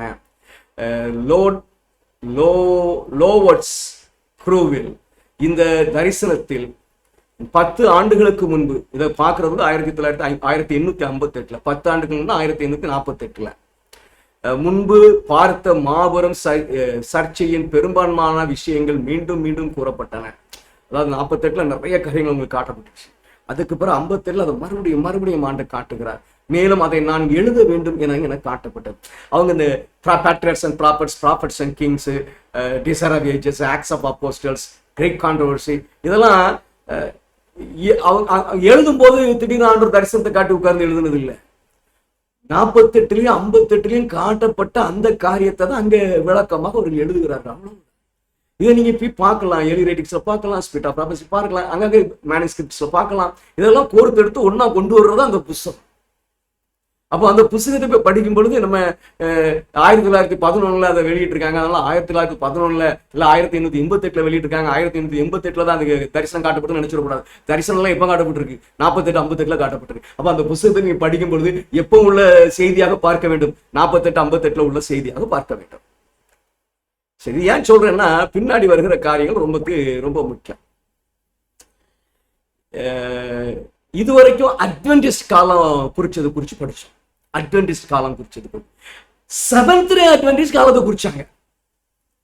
அதை குறித்து தீர்க்கதரிசி எழுதுறாங்க. எந்த காலத்தை குறிச்சாங்க அப்படின்னு பார்க்கும் பொழுது இப்படி அட்வென்டிஸ்ட தீர்க்கதரிசி எச்சரித்துக் கொண்டிருக்கிற காலத்தை குறிச்சாங்க. நான் வாசிக்கிறேன் பாருங்க. கிராமர் அவங்களுடைய மகள் 1884 அக்டோபரில் கிருவின் காலம் முடியும் என்று 1880-81 அவர்கள் போதித்த வரை தீர்க்கதரிசி சாத்தானுடைய வேலையை செய்வதாக 1885 கடிந்து உரைக்கிறார். 1880 எழும்பி 84 கிருவின் காலம் முடிஞ்சுன்னு சொல்லி செவன்த் டே அட்வென்டிஸ்ட் அதை தீர்க்கதரிசி என்ன செய்றாங்கன்னா 85 கண்டிச்சு உணர்த்துறாங்க. இதை நீங்க ஆதாரமாய் பார்க்கணும் அப்படின்னு சொன்னா நீங்க செலக்டட் மெசேஜஸ் வால்யூம் 73:1 நீங்க பார்க்கலாம். இங்க செய்தி என்னன்னா 1844 முதல் தேவன் கொடுத்த செய்தி எந்த திட்டவட்டமான நேரம் பற்றியும் இருக்காது என்பதை தேவன் எனக்கு காண்பிப்பதில் மகிழ்ச்சி அடைந்ததாக நான் அங்கு பொதுவிலே கூறினேன். அப்ப இல்லப்பா, திட்டவட்ட நேரம் இல்லை, நீ தீர்க்க தரிசனத்துல நீ பார்க்காத. ஆனா இவங்கெல்லாம் பொதுவாக விஷன் அண்ட் செட், அதுக்கு அந்த விஷனுக்கு வசனங்கள் எல்லாம் பொறுத்து எடுத்து தீர்க்க தரிசனம் எல்லாம் பொறுத்து எடுத்து அடிச்சிட்டாங்க. அப்ப இல்லப்பா அங்க கிடையாது. இது எப்ப நடக்குதுன்னா 1880 தொடங்கி 85 வரைக்கும் இருக்கு. அவங்க 85 தீர்க்கதரிசி அதை கண்டிக்கிறார். இன்னொரு சம்பவம் நடக்குது. 1894 வேலை முடியும் என்று சரித்திரத்தில் மறித்து கொண்டிருந்தவர் போதித்தார். 1894 அவருடைய அந்த வார்த்தை தவறான கணக்கிடுதல், அது நிறைவேறாது என்று சுட்டி காட்டினார். இவங்க எப்போ குறிக்கிறாங்கன்னா தீர்க்கதரிசி எழும்பி அப்பா அட்வென்டிஸ்ட வார்ன் பண்ணும் பொழுது இவங்க 4 குறிக்க ஆரம்பிச்சிட்டாங்க. இந்த 4 குறிச்சதெல்லாம் தீர்க்கதரிசி 1855 கண்டிக்கிறாங்க. இது 1894 கிடக்குது. வேலை முடியும் என்று அவர் 1894 வேலை முடியும் அப்படின்னு சொல்லி அவர் என்ன செய்கிறார், அறிவிக்கிறார். இதுக்கு நீங்க ஆதாரமா பார்க்கணும். மிக அற்புதமான காட்சிகள் அவர் முன் கடந்து சென்றது. இவர் மார்பின் மாத்திரை போடுறார். அதுல ஏதோ ஐயா அவருடைய ஆர்வம், இயேசு வர வேண்டும் என்கிற அந்த ஆர்வத்தினால அவருக்கு சில காட்சிகள் கடந்து போய் அதை வேத வாக்கியங்களோட ஒப்பிட்டு இயேசு வரப்போறாரு என்று சொல்லி 1894 முடியும் என்று சொல்லி அவரித்தார். இதை எழுதும் போது அவங்க கொடுக்கிற எச்சரிப்பு, கிறிஸ்து எப்போது வருவார் அல்லது வரமாட்டார் என்பதை நிர்ணயிக்கும் உண்மையான செய்தி யாரிடமும் இல்லை. கிறிஸ்து தம்முடைய வரவிருக்கும் 5 ஆண்டுகள் 10 ஆண்டுகள் அல்லது 20 ஆண்டுகள் தாமதப்படுத்துகிறார் என்று சொல்லவே தேவன் எந்த அதிகாரத்தையும் கொடுக்கவில்லை என்பதில் உறுதியாக இருங்கள். Perfect statement. எப்போ 1894 ஆண்டவர் வரப்போறார் என்று அறிவிக்கும் போது. இன்னொரு 4 குறிச்சார். 1887 இபி டேனியல்ஸ் 5 ஆண்டுகளில் இயேசு வருவார் என்று போதனையை தீர்க்கதரிசி சுட்டிக்காட்டி கண்டித்ததை பார்க்க முடியும். இவ்வளவுதான் தீர்க்கதரிசன காலத்துல 4 குறிச்சவர் அப்படின்னு நினைக்கும் போது இன்னொருத்தர் குறிச்சிருக்காரு. இதெல்லாம் கண்டிச்சிருக்கிறாங்க பாத்தீங்களா, இதெல்லாம் வார்ன் பண்ணிருக்கிறாங்க. இதே டைம்ல இதே காலத்துல இன்னொரு சகோதரர் காலத்தை குறிக்கிறார். யாரு அப்படின்னு சொன்னா J.M. ஆண்ட்ரூஸ். இவர் யாரு அப்படின்னு சொன்னா அந்த ஏமாற்றம் இருக்கு 1884 ஏமாற்றம். அந்த ஏமாற்றத்தை கடந்து வந்து செவன்த் டே அட்வென்டிஸ்ட், பரிசுத்த ஸ்தலத்தின் உபதேசத்தை ஏற்றுக்கொண்டு செவன்த் டே அட்வென்டிஸ்டாக இருக்கிறது. இவரு அதாவது நம்ம பிள்ளைகள் காலத்தை தேடிக்கொண்டேதான் இருப்பார்கள். நீங்க என்ன கேள்வி கிண்டல் பண்ணுங்க, காலத்தை தேடிக்கொண்டேதான் இருப்பார்கள். இங்க இவர் காலத்தை தேடிட்டாரு பாருங்க. அது ரிவ்யூ அண்ட் ஹெரால்டுங்கிற பத்திரிகையில 7வது ஆகஸ்ட் 7ஆம் நாளில 1883 6 வாரங்களாக இந்த செய்தி எழுதியிருக்கிறார். என்ன எழுதியிருக்காரு பாருங்க, கொஞ்சம் நம்ம படிச்சிருவோம்.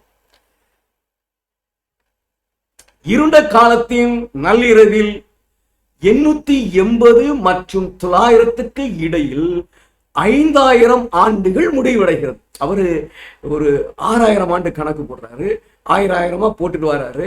5000 ஆண்டுகள் எப்போ முடியுது அப்படின்னு சொன்னா 880ல இருந்து 900க்குள்ள முடிஞ்சிரும் அப்படின்னு சொல்லி 20 ஆண்டு ஒரு இதுக்குள்ள ஏதாவது ஒரு ஆண்டுல முடிஞ்சிரும், 900 தாண்டி போகாது என்று அவர் சொல்லுகிறார்.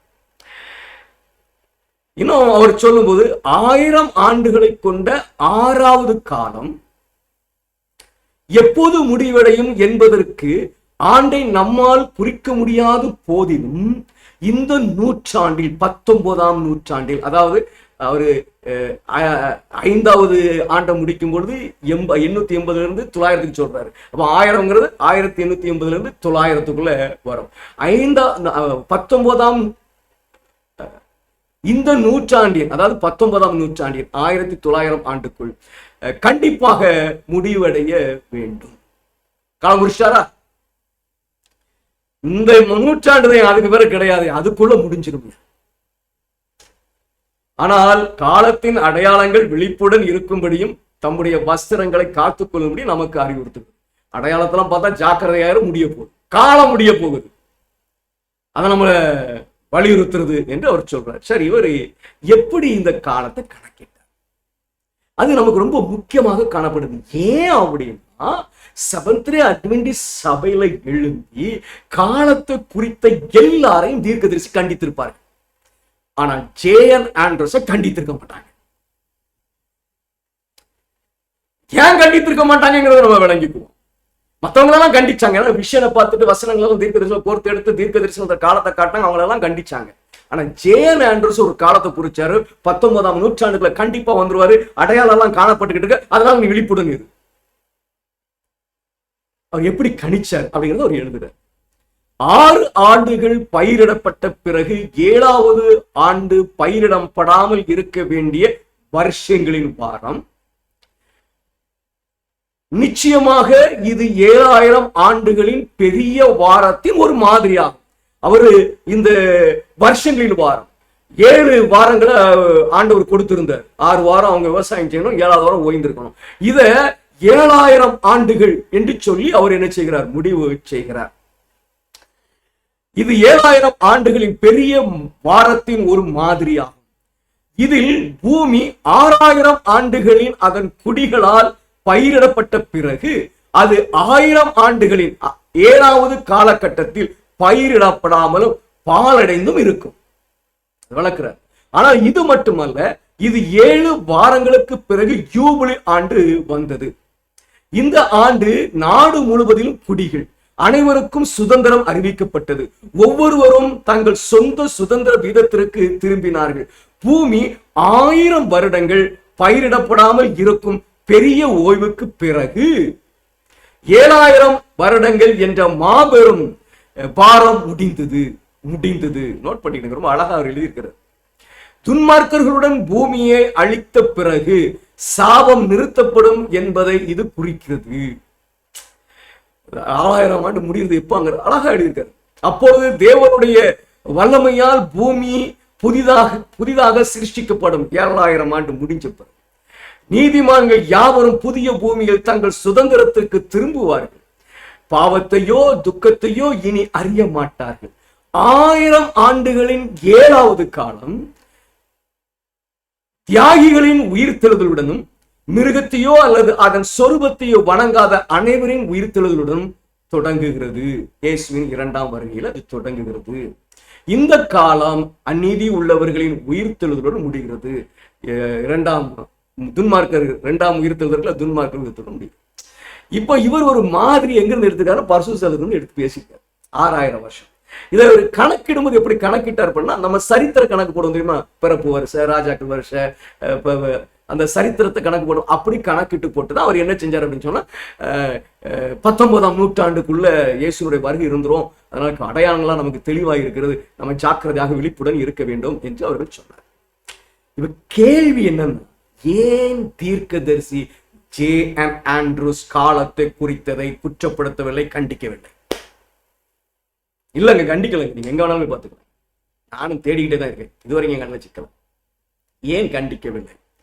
ஏனென்றால் ஜே.என். ஆண்ட்ரூஸ் எதன் அடிப்படையில் காலத்தை கணக்கிட்டாரோ அதன் அடிப்படையில் இயேசுனுடைய வருகை நாள் இருப்பதை தீர்க்கதரிசி வெளிப்படுத்துகிறார்கள். அவங்களுக்கு அந்த விஷன்ல கொடுக்கப்பட்டுச்சு. 48, 58 அவங்க விஷனை பார்க்கும் பொழுது அவங்களுக்கு என்ன சொல்லப்படுகிறது அப்படின்னு சொன்னா, பரிசுத்த ஸ்தலத்துல இருக்கிற அந்த மாதிரி இயேசுனுடைய 2ஆம் வருகை அதில் இருக்கிற காலத்தில் நடக்கணும். வாசிக்கிறேன். இந்த மாதிரிகள் நிகழ்வை பொறுத்தவரை மட்டுமல்ல, ஆனால் நேரத்தை பொறுத்தவரையும் நிறைவேறின.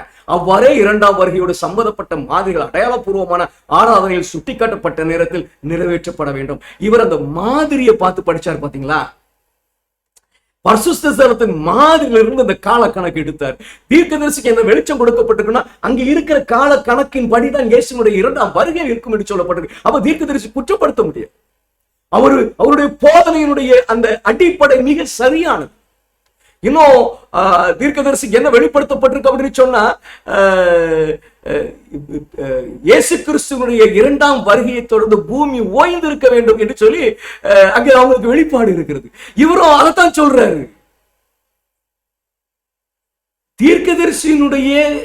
தீர்க்கதரிசிக்கு தேவன் வெளிப்படுத்திய அந்த சத்தியத்தின் அடிப்படையில் இந்த மகனுடைய ஆராய்ச்சி இருந்ததுனால தீர்க்கதரிசி என்ன செய்றாங்க அப்படின்னு சொன்னா, அவர் குற்றப்படுத்தல. பின்னர் யூபிலி துவங்கியது. அப்பொழுது நேரம் தேசம் ஓய்ந்து இருக்க வேண்டும். இந்த ஓய்வத்தை அவர் என்ன சொல்றாருன்னு சொன்னா, 1000 ஆண்டுகள் கண்டுபிடிச்சு சொல்றாரு. 6000 ஆண்டு நீ வேலை செய்யணும், 1000 ஆண்டு பூமி ஓய்ந்து இருக்கும். இந்த நிழல் பிரமாணத்தினுடைய நிஜம் அது என்பதை அவர் சொல்கிறார். தீர்க்கதரிசியினுடைய மனதிலே அது இருக்கிறது, அவர்களுக்கு வெளிப்படுத்தப்பட்டிருக்கிறது. ஆகையால் அவர்கள் கண்டிக்கவில்லை. இன்னும் அவங்க இந்த ஜே.என். ஆண்ட்ரூஸ் சொல்லுகிற 6000 ஆண்டு 1000 ஆண்டு அவங்களும் குறிப்பிடுறாங்க. அவங்க இப்ப இருக்கிற ஊழியக்காரரை பார்த்தா ஜே.என். ஆண்ட்ரூஸ் பார்த்து நம்ம கண்டு காப்பி அடிச்சுட்டு இருப்பாங்க. ஏன்னா அவங்க கிரேக் கான்ட்ரவர்சி சொல்றாங்க. கிரேக் கான்ட்ரவர்சி 1888 வெளியே வந்தது. அதனால அதை பார்த்து காப்பி அடிச்சிட்டியா அப்படிம்பாங்க. ஆனா அவங்களுக்கு இதை குறித்த விஷயம் 1848 1858 கொடுத்திருக்கிறது. அதை தான் அவங்க கிரேக் கான்ட்ரவர்சி எழுதுறாங்க. அவங்க ஜே.என். ஆண்ட்ரூஸ் ஏன் குற்றப்படுத்தல அப்படின்னா, இப்ப நல்லா எனக்கு விளங்குறது. ஏன் அப்படின்னு சொன்னா, அவர்களுக்கு தரிசனத்துல ஆண்டவர் என்ன காட்டினாரோ அதை அவர் அப்படியே ரிஃப்ளெக்ட் பண்றார். பாருங்க, 6000 ஆண்டுகளாக சாத்தானின் கலக வேலை பூமியை தத்தளிக்க செய்துள்ளது. 6000 ஆண்டுகளாக அவனுடைய சிறை வீடு தேவனுடைய ஜனங்களை பெற்றது. மேலும் அவர்களை என்றென்றைக்கும் சிறை பிடித்திருப்பான். ஆனால் கிறிஸ்து அவர்களுடைய கட்டுகளை உடைத்து சிறைவாசிகளை விடுதலை செய்தார். இயேசுனுடைய 2ஆம் வருகை உயிர்த்தெழுதல். 1000 ஆண்டுகளாக சாத்தான் தேவனுடைய நியாய பிரமாணத்தில். இப்போ ஏன் ஜே.என். ஆண்ட்ரூஸ் அவங்க குற்றப்படுத்தும் தெரியுதுங்களா? அவங்களுக்கு அந்த வெளிப்பாடு இருந்துச்சு. அவங்களுக்கு முன்னதாக ஆண்டவர் இந்த பரிசுத்த ஸ்தலத்துல என் வருகை 4 நாளைக்கு இருக்குப்பா சொல்லி கொடுத்திருந்தார். அவங்களுக்கு காட்டியிருந்தார். 6000 ஆண்டு 1000 ஆண்டு அவர்கள் காட்டியிருந்தார். என் வருகை தொடர்ந்து பூமி ஓய்ந்து இருக்கும் அவர்கள் காட்டியிருந்தாங்க. இதே காரியத்தை யாரு ரிஃப்ளெக்ட் பண்றான்னா, ஜே.என். ஆண்ட்ரூஸ் ரிஃப்ளெக்ட் பண்றாரு. தீர்க்கதரிசி என்ன செய்யறது? கண்டிக்க முடியாது.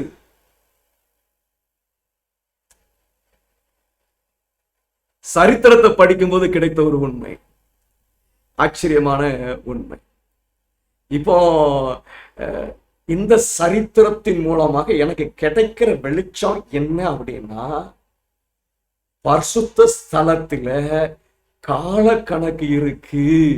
இயேசுனுடைய வருகைக்கு கால கணக்கு இருக்கு. தீர்க்கதரிசி சொல்லியிருக்காங்க, நம்மள சொல்லல. கால கணக்கு இருக்கு. அந்த கால கணக்க ஒவ்வொரு விசுவாசியும் படிக்கணும். இதை நீங்க சரித்திரத்தில் பார்க்கலாம். 1883 ஜே.என். ஆண்ட்ரூஸ் படிச்சிருக்காரு. எனக்கு பேர் சொல்ல தெரியல. 1996 இவரு என்ன சொல்லிடணும், இந்த 6000 வருஷத்தை கண்டுபிடிச்ச அவர் கணக்கு போட்ட விதத்தை பார்த்தீங்கன்னா, அந்த ஹிஸ்டரி வேதாகமத்தினுடைய வரலாறு அந்த காண்டுகள்லாம் கணக்கு போட்டு தான் அவர் வருவார். இப்படி ஆண்டுகளை கணக்கு போட்டு பார்த்து 1996 வருவாங்கன்னு சொன்னாங்க. மறுபடியும் அதை திருத்தி 2000 சொன்னாங்க, 2012 சொன்னாங்க. Our people studied this behind J N. Andrews. நீங்களும் படிச்சுதான் ஆகணும், விட்டுட்டு போக முடியாது, படிச்சுக்கிட்டே இருக்கணும். அங்க இருக்கிற காலம் சரியா எனக்கு வெளிப்படும் வரைக்கும் நான் படிச்சுக்கிட்டே இருக்கணும். இவரு கணக்குல தப்பு போட்டுட்டாரு, ஆனா போதனை சரி. நல்லா புரிஞ்சுக்கிடுங்க. எப்படி படிக்கணும், இயேசுனுடைய வருகைக்குரிய நாளைக்கு நான் அறியணும், சபையுமா இருக்கணும், கண்டிப்பா எனக்கு தெரிஞ்சாகணும். அது எங்க படிக்கணும்? பரிசுத்தத்தை படிக்கணும். ஒரு கேள்வி எழுப்பிடுங்க. பரிசுத்த ஸ்தலத்துல, இன்னும் அதை கீழே படிப்பா, நான் இப்பவுமே அதை சொல்லிடுறேன். பரிசுத்த ஸ்தலத்துல இயேசுனுடைய வருகை நாளையும் இருக்குது. மறுபடியும் பிதா அறிவிக்க போறாரு. நான் படிச்சீங்களே, பின் இயேசு தேவன் பரிசுத்த ஆவியை ஊற்றும் பொழுது வருகை நாளைக்கு அறிவிப்பார். யார் அறிவிக்கிறாரு? அவர் அறிவிக்கிற நாளும் பரிசுத்த ஸ்தலத்தில் இருக்கிற நாளும் ஒன்றாக இருக்க வேண்டும் என்று சொல்லி தேவன் விரும்பவில்லை. பரிசுத்த இயேசுனுடைய வருகைக்கு நாள் இருக்கு, ஆனா அந்த நாளில ஆண்டவர் குமாரனை அனுப்ப வேண்டும் என்று விரும்பவில்லை. அதற்கு முன்பாகவே அனுப்பிவிட வேண்டும் என்று விரும்புகிறார். அதனாலதான் அவர் சொல்றார், நம்ம வெளிப்படுத்துற நாளை நான் அறிவிக்கிறேன்னு சொல்லி. அப்ப அறிவிக்கப்பட போகிற ஒரு நாள் இருக்கிறது, பரிசுத்த ஸ்தலத்தில் வெளிப்பட போகிற ஒரு நாள் இருக்கு. குழப்பல, புரியுதுங்களா? பிதா நேரடியாக அவருடைய ஜனங்களுக்கு அறிவிக்க போகிற ஒரு நாள் இருக்கிறது. பரிசுத்த ஸ்தலத்திலையும் இயேசுனுடைய வருகைக்கு மாதிரியில ஒரு நாள் இருக்கிறது. இந்த ரெண்டும் ஒன்று அல்ல, ஒன்றாக இருக்க தேவன் விரும்பவில்லை. ஏன் விரும்பல, எதுக்கு விரும்பல, அதை நம்ம பிறகு படிக்க வேண்டும். புரிஞ்சுக்கிட வேண்டிய உண்மை. ரெண்டு காலம் இருக்கிறது, ரெண்டும் ஒரே காலமாக இருக்கலாம். பரிசுத்த ஸ்தலத்துல ஒரு காலம் குறிச்சிருக்கிறாரு, அவர் அறிவிக்கிற ஒரு காலம் இருக்கு, குறிக்கப்பட்ட ஒரு காலம் இருக்கிறது, அறிவிக்கப்படுகிற ஒரு காலம் இருக்கிறது. இங்க அப்போஸ்தலர் 17:31 அந்த வசனத்தை உள்ள சேர்க்க மறந்துட்டேன், அதுலதான் இருக்குது. அவர் ஒரு காலத்தை, நீ பூமியை நியாயந்திருக்க நாளை குறித்து விட்டார். அந்த குறிக்கப்பட்ட நாள் தான் எங்க இருக்கு? பரிசுத்த ஸ்தலத்தில் இருக்கிறது. ஆனா அந்த நாளில குமாரனை அனுப்ப வேண்டும் என்று சொல்லி தேவன் பிதா விரும்பவில்லை. அதுக்கு முன்பாகவே அனுப்புகிறது விரும்புகிறார். அது அறிவிக்கப்படுகிற நாள். இதனாலதான் நம்ம பார்க்கிறோம், இயேசுனுடைய வருகையை நாளை நீ தெரிஞ்சுக்கவே முடியாது. நான் பரிசுத்த ஸ்தலத்துல போய் ஒரு நாளை பார்த்துட்டேன்னு வைங்களேன், குறிக்கப்பட்ட நாளை தான் பார்க்கிறேன். அந்த குறிக்கப்பட்ட நாளில் அவர் தம்முடைய குமாரனை அனுப்புவதற்கு விரும்புகிறார், அதுக்கு முந்தைய அனுப்புவதற்கு விரும்புகிறார். அதனால அறிவிக்கப்படுகிற ஒரு நாளுக்கு, அந்த அறிவிக்கப்படுகிற நாளில தான் இயேசு வருவரை தவிர குறிக்கப்பட்ட நாளில இல்லை. ஆனா குறிக்கப்பட்ட நாளை தாண்டி அவர் குமாரனை நினைச்சு போறதுல அனுப்ப போறது இல்லை. இன்னும் ஒரு வசனத்துக்குள்ளாக நம்ம கடந்து போவோம். அந்த நாளையும் என் பிதா ஒருவர் தவிர மற்றொருவரும் அறியார், பரலோகத்தில் உள்ள தூதர்களும் அறியார். இதுதான் கிளாசிக் வேர்ஸ். 1844 எடுத்து சொல்லப்படுகிறது, இன்னைக்கும் அது நமக்கு முன்பாக சொல்லப்படுகிறது. இதை குறித்து நம்ம வியாக்கியானம் செய்ய வேண்டாம். தீர்க்கதரிசனுடைய எழுத்துக்களுக்கு போய் நம்ம என்ன செய்ய வேண்டும்? வியாக்கியானம் செய்ய வேண்டும். இன்னும் மார்க் 13:32 நீங்க வாசிக்கும், அந்த நாளையும் பிதா ஒருவர் தவிர மற்றொருவனும் அறியார், பரலோகத்தில் தூதர்களும் அறியார், குமாரனும் அறியார். வசனத்துடைய விளக்கத்தை தீர்க்கதரிசி மிக தெளிவாக கொடுக்கிறார்கள். பல முறை வாசித்த ஒரு பகுதி. அதனால நான் இப்போதைக்கு நேரத்தை கணக்கில் கொண்டு நான் அந்த ஹைலைட்டட் ஏரியா வாசித்துருவோம். என்ன கூட ஒரு 2 நிமிஷம் ஆகும், அவ்வளவுதான். வாசித்துருவோம். கிறிஸ்துவின் வருகைக்கு ஒரு திட்டவட்டமான நேரத்தை அறிவிப்பது அநேக பிரிவினிடத்தில் இருந்து பெரும் எதிர்ப்பை எழுப்பியது. பிரசங்க மேடையில் உள்ள ஊழியக்காரர்களிடமிருந்து பொறுப்பற்றவர்கள் வரைக்கும் அவன் பரலோக துரோகி என்று அவங்க அறிவித்தாங்க. இது எப்ப 1844 நாள் குறிப்பாங்கல்ல, அந்த ஹிஸ்டரி எழுதுறாங்க, என்ன நடந்துச்சுன்னு எழுதுறாங்க. அவன் பரலோக துறைகிற பாவி. தீர்க்க தரிசனத்தின் வார்த்தைகள் நிறைவேறின கடைசி நாட்களில் பரியாசக்காரர்கள் இச்சைகளின்படியே நடந்து அவர் வருவார் என்று சொல்லுகிற வாக்குத்தத்தம் எங்கே? பிதாக்கள் நித்திரையடைந்த பின்பு சகலமும் சிருஷ்டிக்கப்பட்டது முதல் இருந்த விதமாய் இருக்கிறதே என்று சொல்லுவார்கள். இரட்சகரை நேசிப்பதாக கூறிக்கொண்ட அநேகர் இரண்டாம் வருகையின் கோட்பாட்டிற்கு தங்கள் எந்த எதிர்ப்பும் இல்லை என்று அறிவித்தார். இன்னைக்கு அதேதான், எந்த வித்தியாசமும் கிடையாது. இந்த சனிக்கிழமையில இருந்து ஞாயிற்றுக்கிழமைக்கு மாத்திடுவான். அதுக்கு காரணம் சொல்லுவான். என்ன காரணம் சொல்லுவான்? ஆண்டவர் முதலாம் நாளே ஒளியை உண்டாக்கினார், முதலாம் நாள்ல உயிர் தெழுந்தார், ஆகியனால நம்ம முதலாம் நாள் தான் தொழுது கொள்ளணும் அப்படின்னு காரணம். அதே காரணத்தை இன்னைக்கும் சொல்லிட்டு 1844 என்ன காரணம் சொன்னாங்களோ அதே காரணத்தை நம்மால் சொல்லிட்டு இருக்கிறான். அவர் குறிப்பிட்ட நேரத்தை மட்டுமே ஆட்சிப்பித்தனர். அப்ப இயேசு வந்துருவாருங்க, பிலீவுங்க, உடனே வந்துருவாருங்க, நம்புறாங்க. ஆனா நேரம் கிடையாதுங்க. ஆனால் தேவனுடைய சகலத்தையும் பார்க்கிற கண் அவர்களுடைய இருதயங்களை படித்தது. I am so pity of that man. Roshan Bruce, Joel போதகர், அவருடைய இருதயத்தை தேவன் வெளிப்படுத்துகிறார். இதை கேட்க வேண்டும் என்று விரும்புகிறேன், மனம் திரும்ப வேண்டும் என்று விரும்புகிறேன். நீதியின் உலகை நியாயம் தீர்க்க கிறிஸ்து வருவதை கேட்க அவர் விரும்பவில்லை. அவர்கள் விசுவாசமற்ற ஊழியக்காரர்களாக இருந்தனர். கிட்ட போய் பாருங்க, கண்டிப்பா தான் இருப்பாங்க. இருதயத்தை ஆராயும் தேவனுடைய சோதனையை அவர்களுடைய கிரியையில் தாங்காது. பெருமை இருக்கும், மேட்டிமை இருக்கும், அதிகார வர்க்கமாக இருப்பார்கள். இல்ல யாரையாவது தாங்கிட்டு அவன் மூலமா ஆதாயம் தருவனா இருப்பாங்க, இப்படிதான் இருப்பான். ஆகையால் அவர்களுடைய சோதனையை சகிக்க பயந்தார், சந்திக்க பயந்தார். இயேசு வரப்போறாருன்னா அப்ப இப்படிலாம் இருக்கிறோமே, அதான் அவங்களுக்கு சந்திக்கிறதுக்கு பயம். சாத்தான் அவனுடைய தூதர்களும் மகிழ்ச்சி அடைந்து அவருடைய ஜனம் அவர் மீது மிக குறைந்த அன்பை கொண்டிருந்தனர் என்றும் அவர் தோன்றுவதை விரும்பவில்லை என்றும் கிறிஸ்துவின் முகத்தில்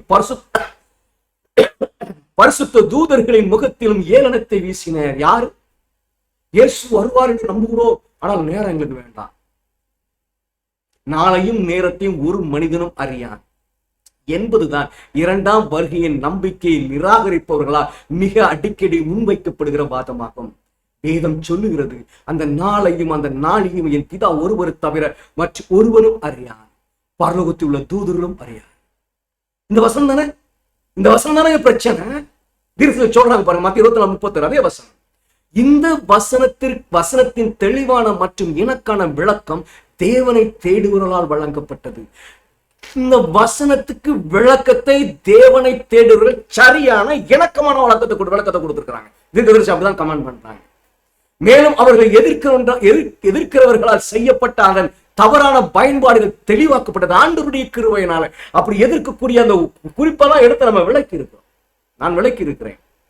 கடைசி முறையாக அவர் ஆலயத்தை விட்டு வெளியேற பிறகு ஒலிவ மலையின் மீது அவருடைய சீஷர்களை அந்த மறக்க முடியாத உரையாடலில் கிறிஸ்துவால் இந்த வார்த்தைகள் பேசப்பட்டன. இப்ப விளக்க போறாங்க. அந்த விளக்கம் என்ன? சீஷர்கள் கேள்வி கேட்டிருந்தார்கள், உம்முடைய வருகைக்கும் உலகத்தின் முடிவுக்கும் அடையாளம் என்ன? இயேசு அவர்களுக்கு அடையாளங்களை கொடுத்து பின்னர் சொன்னார், அந்தபடியே இவைகளெல்லாம் நீங்கள் காணும் போது அவர் சமீபமாய் வாசல் அருகே வந்திருக்கிறார் என்று அறியுங்கள். இப்ப சொல்றாங்க பாருங்க, இந்த வாசல் அருகே அறியுங்க. ரெண்டு பிரச்சனை. இயேசு வரப்போறாரு, அதை நாங்க நம்புறோம், ஆனா நாளை நம்ப மாட்டோம். நாலு உண்டியா அப்படின்னு தான் விளக்கம் கொடுக்குறாங்க. நாளை நம்ப மாட்டேன்னு சொன்னவங்க, இல்லப்பா நாளை நீ தெரிஞ்சுக்கணும் அப்படிங்கிறது தான் விளக்கம். அந்த விளக்கத்துல அவங்க சொல்றாங்க பாருங்க, அவர் வாசல் அருகே வந்து விட்டார். எப்ப அதெல்லாம் கரெக்ட் தான், அவர் வாசல் அருகே வந்து விட்டார். நீ மத்திய 24:36 சொல்ற, தெரியவே தெரியாதுன்னு சொல்ற, ஆனா இப்ப அவர் வாசல் அருகே வந்துட்டார், சமீபமாய் வந்து விட்டார். இரட்சகரின் ஒரு வசனம் மற்றொன்றை அழிக்கும்படி செய்யக்கூடாது. அதைத்தான் இன்னைக்கு பெரும்பாலானவர் செய்துட்டு இருக்கிறாங்க. ஒரு இதை பிடிச்சுக்கிறாங்க, ஒன்னு அழிஞ்சு போட்டு, அவ்வளவுதான். அவனுக்கு வேண்டியதை பிடிச்சுக்கிறான். அவர் வரும் நாளையோ நாளிகையோ எந்த ஒரு மனிதனும் அறியவில்லை என்றாலும் நாம் அறிவுறுத்தப்படுகிறோம். அது சமயமாய் இருக்கும் போது நாம் அறிந்து கொள்ள வேண்டியது அவசியம் என்று. பிரச்சனை என்னது? இயேசு வரப்போறார், வருவார் என்பதை நாங்க சொல்றோம், நாளை நம்ப மாட்டோம். நீ நாளை நம்பணுப்பா, அவர் வாசலருகே வந்துட்டாரு, அவர் கிட்ட இருக்கும்போது நீ தெரிஞ்சுக்கலாம்ப்பா. அவருடைய எச்சரிக்கையை புறக்கணித்து அவருடைய வருகை அருகில் இருக்கும் போது அறிய மறுப்பது அல்லது புறக்கணிப்பது. ஜலப்பிரயம் எப்போது வருகிறது என்பதை அறிய விரும்பாத நோவாவின் காலத்தில் வாழ்ந்தவர்களுக்கு இருந்தது போல அது நமக்கும் ஆபத்தானதாக இருக்கும் என்று நாம் மேலும் கற்பிக்கப்படுகிறோம். தெரிஞ்சு ஆகணும் இல்லையா? சமயமாயிருக்கும், தெரிஞ்சு ஆகணும். அங்கே படிச்சிருக்கோம், 140 அறிவிக்கப்படும் என்று சொல்லி. அதே அதிகாரத்தில் உள்ள ஓமை உண்மையுள்ள மற்றும் உண்மையற்ற ஊழியக்காரரை வேறுபடுத்தி என் ஆண்டவர் வர நாள் செல்லும் என்று தன் இருதயத்தில் சொன்னவனுக்கு அழிவு அளிக்கிறது. அது காத்திருந்து அவருடைய வருகையை போதிக்கிறவர்களுக்கும் மற்றும் மறுக்கிறவர்களுக்கும் கிறிஸ்து எந்த வெளிச்சத்தை கருத்தில் கொண்டு பலன் அளிப்பார் என்பதை காட்டுகிறது. கடைசி காலம் நெருங்கும் போது பலன் எதன் அடிப்படையில் அப்படின்னா அவருடைய வருகை நாளை அறிகிற அறிவின் அடிப்படை தான். விழித்திருங்கள் அவர் கூறுகிறார். எஜமான் வரும்போது அப்படி செய்கிறவனாக காணப்படுகிற ஊழியக்காரனை பாக்கியவான் என்று. நீ விழித்திராட்டால் திருடனை போல் உன்மேல் வருவேன், நான் உன்மேல் வரும் வேலையை அறியாது இருப்பாய். கர்த்தருடைய வருகை திடுக்கிடு வகையில் இருக்க போகிற ஒரு கூட்டத்தை பற்றி பவுல் பேசுகிறார். இறைகள் திருடர் வருகிறவதாய் கர்த்தருடைய நாள் வரும் என்றும் அறிந்திருக்கிறீர்கள். சமாதானம் சமைக்கும் ஒன்றும் என்றும் அவர்கள் சொல்லும் போது அழிவு சடிதே அவர்கள் மேல் வரும், அவர்கள் தப்பி போவதில்லை. ஆனால் இரட்சகரின் எச்சரிக்கை செவிசாய்த்தவர்களுக்கு அவர் சேர்க்கிறார். சகோதரரே, அந்த நாள் திருடனை போல் உங்களை பிடித்துக் கொள்ளத்தக்கதாக நீங்கள் அந்த காலத்தில் இருக்கிறவர்கள் அல்லவே. நீங்கள் எல்லோரும் வெளிச்சத்தின் பிள்ளைகளும் பகலின் பிள்ளைகளுமாய் இருக்கிறீர்கள். உங்களுக்கு எல்லாம் தெரிஞ்சு நாம் இரவுக்கும் இருளுக்கும் உள்ளானவர்கள் அல்லவே. இவ்வாறாக கிறிஸ்துவின் வருகையின் நெருக்கத்தை பற்றி அறியாமையில் இருக்க மனிதருக்கு வேத வாக்கியம் எந்த உத்தரவாதத்தை கொடுக்கவில்லை என்று காட்டப்பட்டது. எதன் அடிப்படையில நீங்க நெருக்கத்தை அறியணும்? காலத்தின் அடிப்படையில. அப்பதான் தெரியுங்க. அடையாளம் பார்த்துட்டு தான் நெருக்கத்தை பார்க்க முடியாது. வரப்ப சொல்லிட்டே இருக்காங்க. இப்ப ஒருத்தர் நம்ப மாட்டான், பூமி அழிய போகிறது. போங்கப்பா, நியாயராஜ் சட்டம் வரப்ப 150 வருஷம் சொல்லிட்டு இருக்கான், இன்னும் வருதா? காலம் மாத்திரம்தான் அருகில் இருக்கிறார் என்பதை வெளிப்படுத்தும். ஆனால் சத்தியத்தை நிராகரிக்க ஒரு சாக்கு போக்கு மட்டுமே விரும்பியவர்கள் இந்த விவாதத்திற்கு தங்கள் காதுகளை மூடினார்கள். மேலும் நாளைய நாடியும் ஒருவனும் அறியான் என்ற வார்த்தைகள் தைரியமாய் கேலி செய்வதன் மூலம் மற்றும் கிறிஸ்துவின் ஊழியர் என்று காட்டிக்கொள்ளுகிறவர்கள் மூலமும் கூட எதிரொலித்தது. மக்கள் உற்சாகம் அடைந்த காலம் தெரியாது தெரியாது தெரியாது தெரியாது தெரியாது 1844 அதே சத்தம், இன்னைக்கு அதே சத்தம், அதே சத்தம். மக்கள் உற்சாகம் அடைந்து ரட்சிப்பின் வழியை விசாரிக்க தொடங்கிய பொழுது என்ன செய்யணும்? என் பாவத்தை மேற்கொள்ள நான் என்ன செய்யணும், எங்க போனோம்னு கேட்க தொடங்கிய பொழுது அவர்களுக்கும் சத்தியத்திற்கும் இடையில் மத ஆசிரியர்கள் நுழைந்தனர். நேற்று நுழைஞ்சார் தெரியுமா? ஒரு போதகர் ஜோயல் அப்படின்னு சொல்லி ஸ்ரீலங்காவில் இருந்து, ரோஷன் க்ரூஸ். நான் அடிக்கடி பேரை உச்சரிக்கிறேன், ஏதாவது ஒரு பாகத்தில் கேட்கணும் அப்படின்னு சொல்லி. அவர்தான் இவர், அவர்தான் இவர். நான் சொல்றேன், பயப்படல, நேரில் வந்தாலும் சொல்லுவேன். அவர்கள் தேவனுடைய வார்த்தையை தவறாக விளக்குவதன் மூலம் அவர்களின் அச்சத்தை அமதப்படுத்த முயன்றனர். ஐயா, நேரம் வரப்போறாரு, காலப்படிச்சு தீர்க்கத்தின் விளக்கி ஊழியம் செஞ்சாங்க. எல்லாரும் என்ன செய்யணும் கேட்டு எடுத்து ஊழியத்துக்குள்ள ஆண்டவருடைய ரட்சிப்பின் வழியில போன மாதா உள்ள புகுந்து, இல்லைங்க அதெல்லாம் வரமாட்டாருங்க, நேரம் தெரியவே தெரியாதுங்க அப்படின்னு சொல்லி அவனுக்குள்ள ஒரு உண்டான பாவத்தை மேற்கொள்வதற்கான உண்டான பயத்தை அப்படியே. விசுவாசமற்ற காவலர்கள் பெரும் ஏமாற்றக்காரர்கள் வேலையை ஒன்றிணைந்து தேவன் சமாதானம் என்று பேசாத போது சமாதானம் சமாதானம் என்று சத்தமிட்டனர். கிறிஸ்துவின் காலத்தில் உள்ள பரிசேயர்கள் போலவே பலர் பரலோக ராஜ்யத்துக்குள் அவர்களாகவே நுழைய மறுத்து உள்ளே நுழைகின்றவர்களை அவர்கள் தடுத்தனர். இந்த ஆத்துமாக்களின் இரத்தம் அவர்களுடைய கரத்தில கேட்கப்படும். இப்போ அருமையான ஒரு சகோதரர் போதகர் ஸ்ரீலங்காவுடன் நம்மளோட கூட ஊழியத்துல பங்கு பெற்றார். ஆர்வம், நம்மளாம் ஒண்ணுமே செய்யல. அவர் வாரம் டிராக்ஸ் அடிச்சு கொண்டு தீவிரமான வேலையில் ஏற்பட்டார். அவரை வரக்கூடாதுன்னு சொல்லி அவங்க அதிகாரிகள் உத்தரவிட்டு விட்டார்கள்.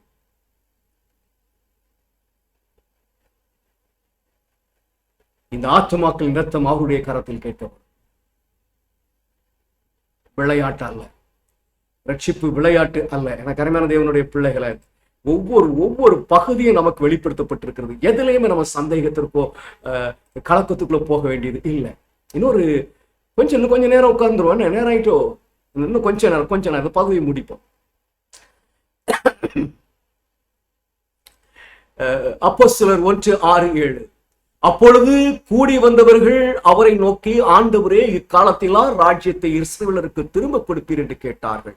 அதற்கு அவர், பிதாவானவர் தம்முடைய ஆதீனத்தில் வைத்திருக்கிற காலங்களையும் வேளைகளையும் அறிகிறது உங்களுக்கு அடுத்ததல்ல. இயேசுவின் வருகை நாளை உனக்கு உரியது இல்லப்பா, அதெல்லாம் அறியலாம் முடியாதுப்பா.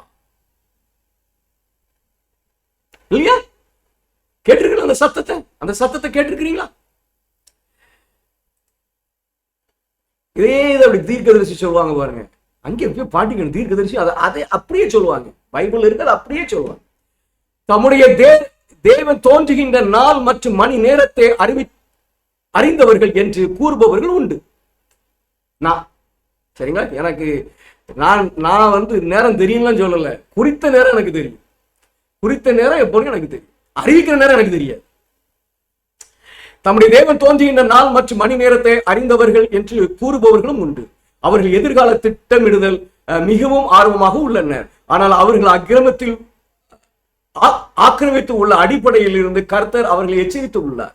மனுஷகுமாரன் இரண்டாவது வருகையின் சரியான நேரம் தேவனுடைய ரகசியம், ஆண்டவருடைய ரகசியம். அதை தெரிஞ்சிக்கவே முடியாது. வேதம் அப்படி சொல்லல. தீர்க்கதரிசியம் ரகசியம் என்கிறார்கள், வேதம் அது ரகசியம் என்று சொல்றது. அது நமக்குரியதல்ல, தேவனுக்குரியது என்று சொல்கிறது. ஆனா வேதம் வேற மாதிரி இருக்கிறது. இன்னொரு குறிப்பை நான் வாசிக்கிறேன். கர்த்தருடைய வருகையின் திட்டவட்டமான நேரம் மனுஷனுடைய அறிவு எல்லைக்கு அப்பாற்பட்டது என்று அறிவிக்கப்படுகிறது. அது ரகசியம், தெரியவே முடியாது, தெரிஞ்சிக்கவே முடியாது, அப்பாற்பட்டது. உண்மைதாங்க. அவர் அறிவிக்கிறார் தெரியுமா ஒரு நேரம், அதை தெரிஞ்சிக்க முடியும். அறிவிச்சு தான் தெரிஞ்சிக்க முடியும். ஆனா தெரியவே முடியாது நினைச்சா தெரியுமா, அதுதான் ஆபத்து. அந்த ரகசியங்க புரியவே புரியாது. ரகசியம் எப்பொழுது ரகசியம்? கிறிஸ்து வர்ற வரைக்கும் ரகசியம் அப்படின்னு நினைக்கிறான் தெரியுமா, அங்கதான் பிரச்சனை வருது. வசனம் சொல்லுது பாருங்க, வசனம் சொல்லுகிறது பாருங்க. நான் விரைவாக அதை வாசிக்கிறேன். சங்கீதம் 25:14 ரொம்ப முக்கியமான வசனங்கள். கர்த்தருடைய ரகசியம் ஆதீனத்தில் உள்ளது, அவருக்கு பயந்தவரிடத்தில் இருக்கிறது.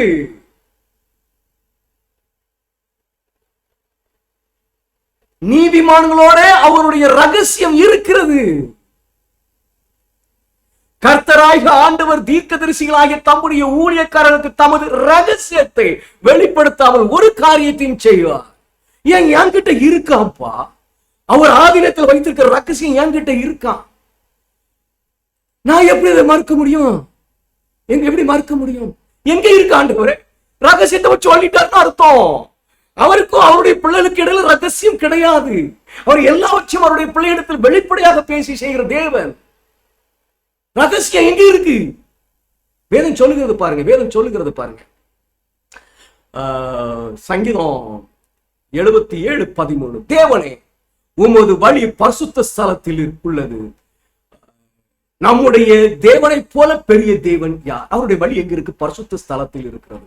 நமக்கு தெரியும், எபிரேயர்ல படிக்கும் பொழுது பரலோகத்தில் இருக்கிற அந்த நிஜ பரிசுத்த ஸ்தலத்தினுடைய மாதிரி மோசைக்கு காட்டப்பட்டது. அப்போ அவருக்கு ரகசியம் நம்ம சொல்றோம், ஆதீனம், அவருடைய திட்டம், இந்த பூமியை ரட்சிப்பதற்கான திட்டம் எங்க இருக்குன்னா பரிசுத்த ஸ்தலத்தில் இருக்கு. இயேசுவின் இரண்டாம் வருகைக்காக பரிசுத்த ஸ்தலத்துக்குள்ள அந்த உபதேசம் இருக்குமா அப்படின்னு கேட்டா, நீங்க சரித்திரத்தை படிக்கும் பொழுது அவர் முதலாம் மாதம் 14ஆம் தேதி மரிக்கிற அந்த பஸ்காவில் கரெக்டா மறிச்சிருப்பார். கதிர்கட்டு வசைவாடுகிற அதே நாள்ல உயிர் தெழுந்திருப்பார். 50ஆம் நாள் அபிஷேகம் கொடுக்கப்பட்டிருக்கிறோம். இதுல நீங்க இதை போய் பார்க்கும் பொழுது நல்ல ஞாபகம் வச்சுக்கிடுங்க, அண்டர்லைன் இந்த வார்த்தைகள். பரிசுத்த ஸ்தலத்தில பண்டிகையை சார்ந்து சொல்லப்பட்ட மாதத்திலையும் நாளிலும் சரியாக அந்த சம்பவங்கள் நிலனுடைய நிஜம் நிறைவேறும் போது எந்த ஆண்டுல நிறைவேறுகிறதோ அந்த ஆண்டுல பண்டிகையில் சொல்லப்பட்ட அதே மாதத்துல அதே நாள்ல நடந்துச்சு. இப்ப நீங்க பாக்குற அந்த பஸ்கா பண்டிகை, நீங்க பாக்குற அந்த கதிர்கட்டு அசைவாடுகிற பண்டிகை, பெந்தைகோஸ்த பண்டிகை, இதெல்லாம் கரெக்டா நடந்துச்சு. ஆனா வருடம் எங்க இருந்துச்சு தெரியுமா? தானியேலுடைய 9ஆம் அதிகாரத்தில். இந்த சம்பவங்கள் எப்ப நடக்கும், எந்த ஆண்டுல நடக்கும் என்பது தானியேல் 9ஆம் அதிகாரத்தில் சொல்லப்பட்டுச்சு. பரிசுத்தலத்தில் இல்ல, பரிசுத்தலத்தில் இல்ல. இது ஒரு மாதிரி தாங்க. பஸ்காங்கிறது ஒண்ணுதான்.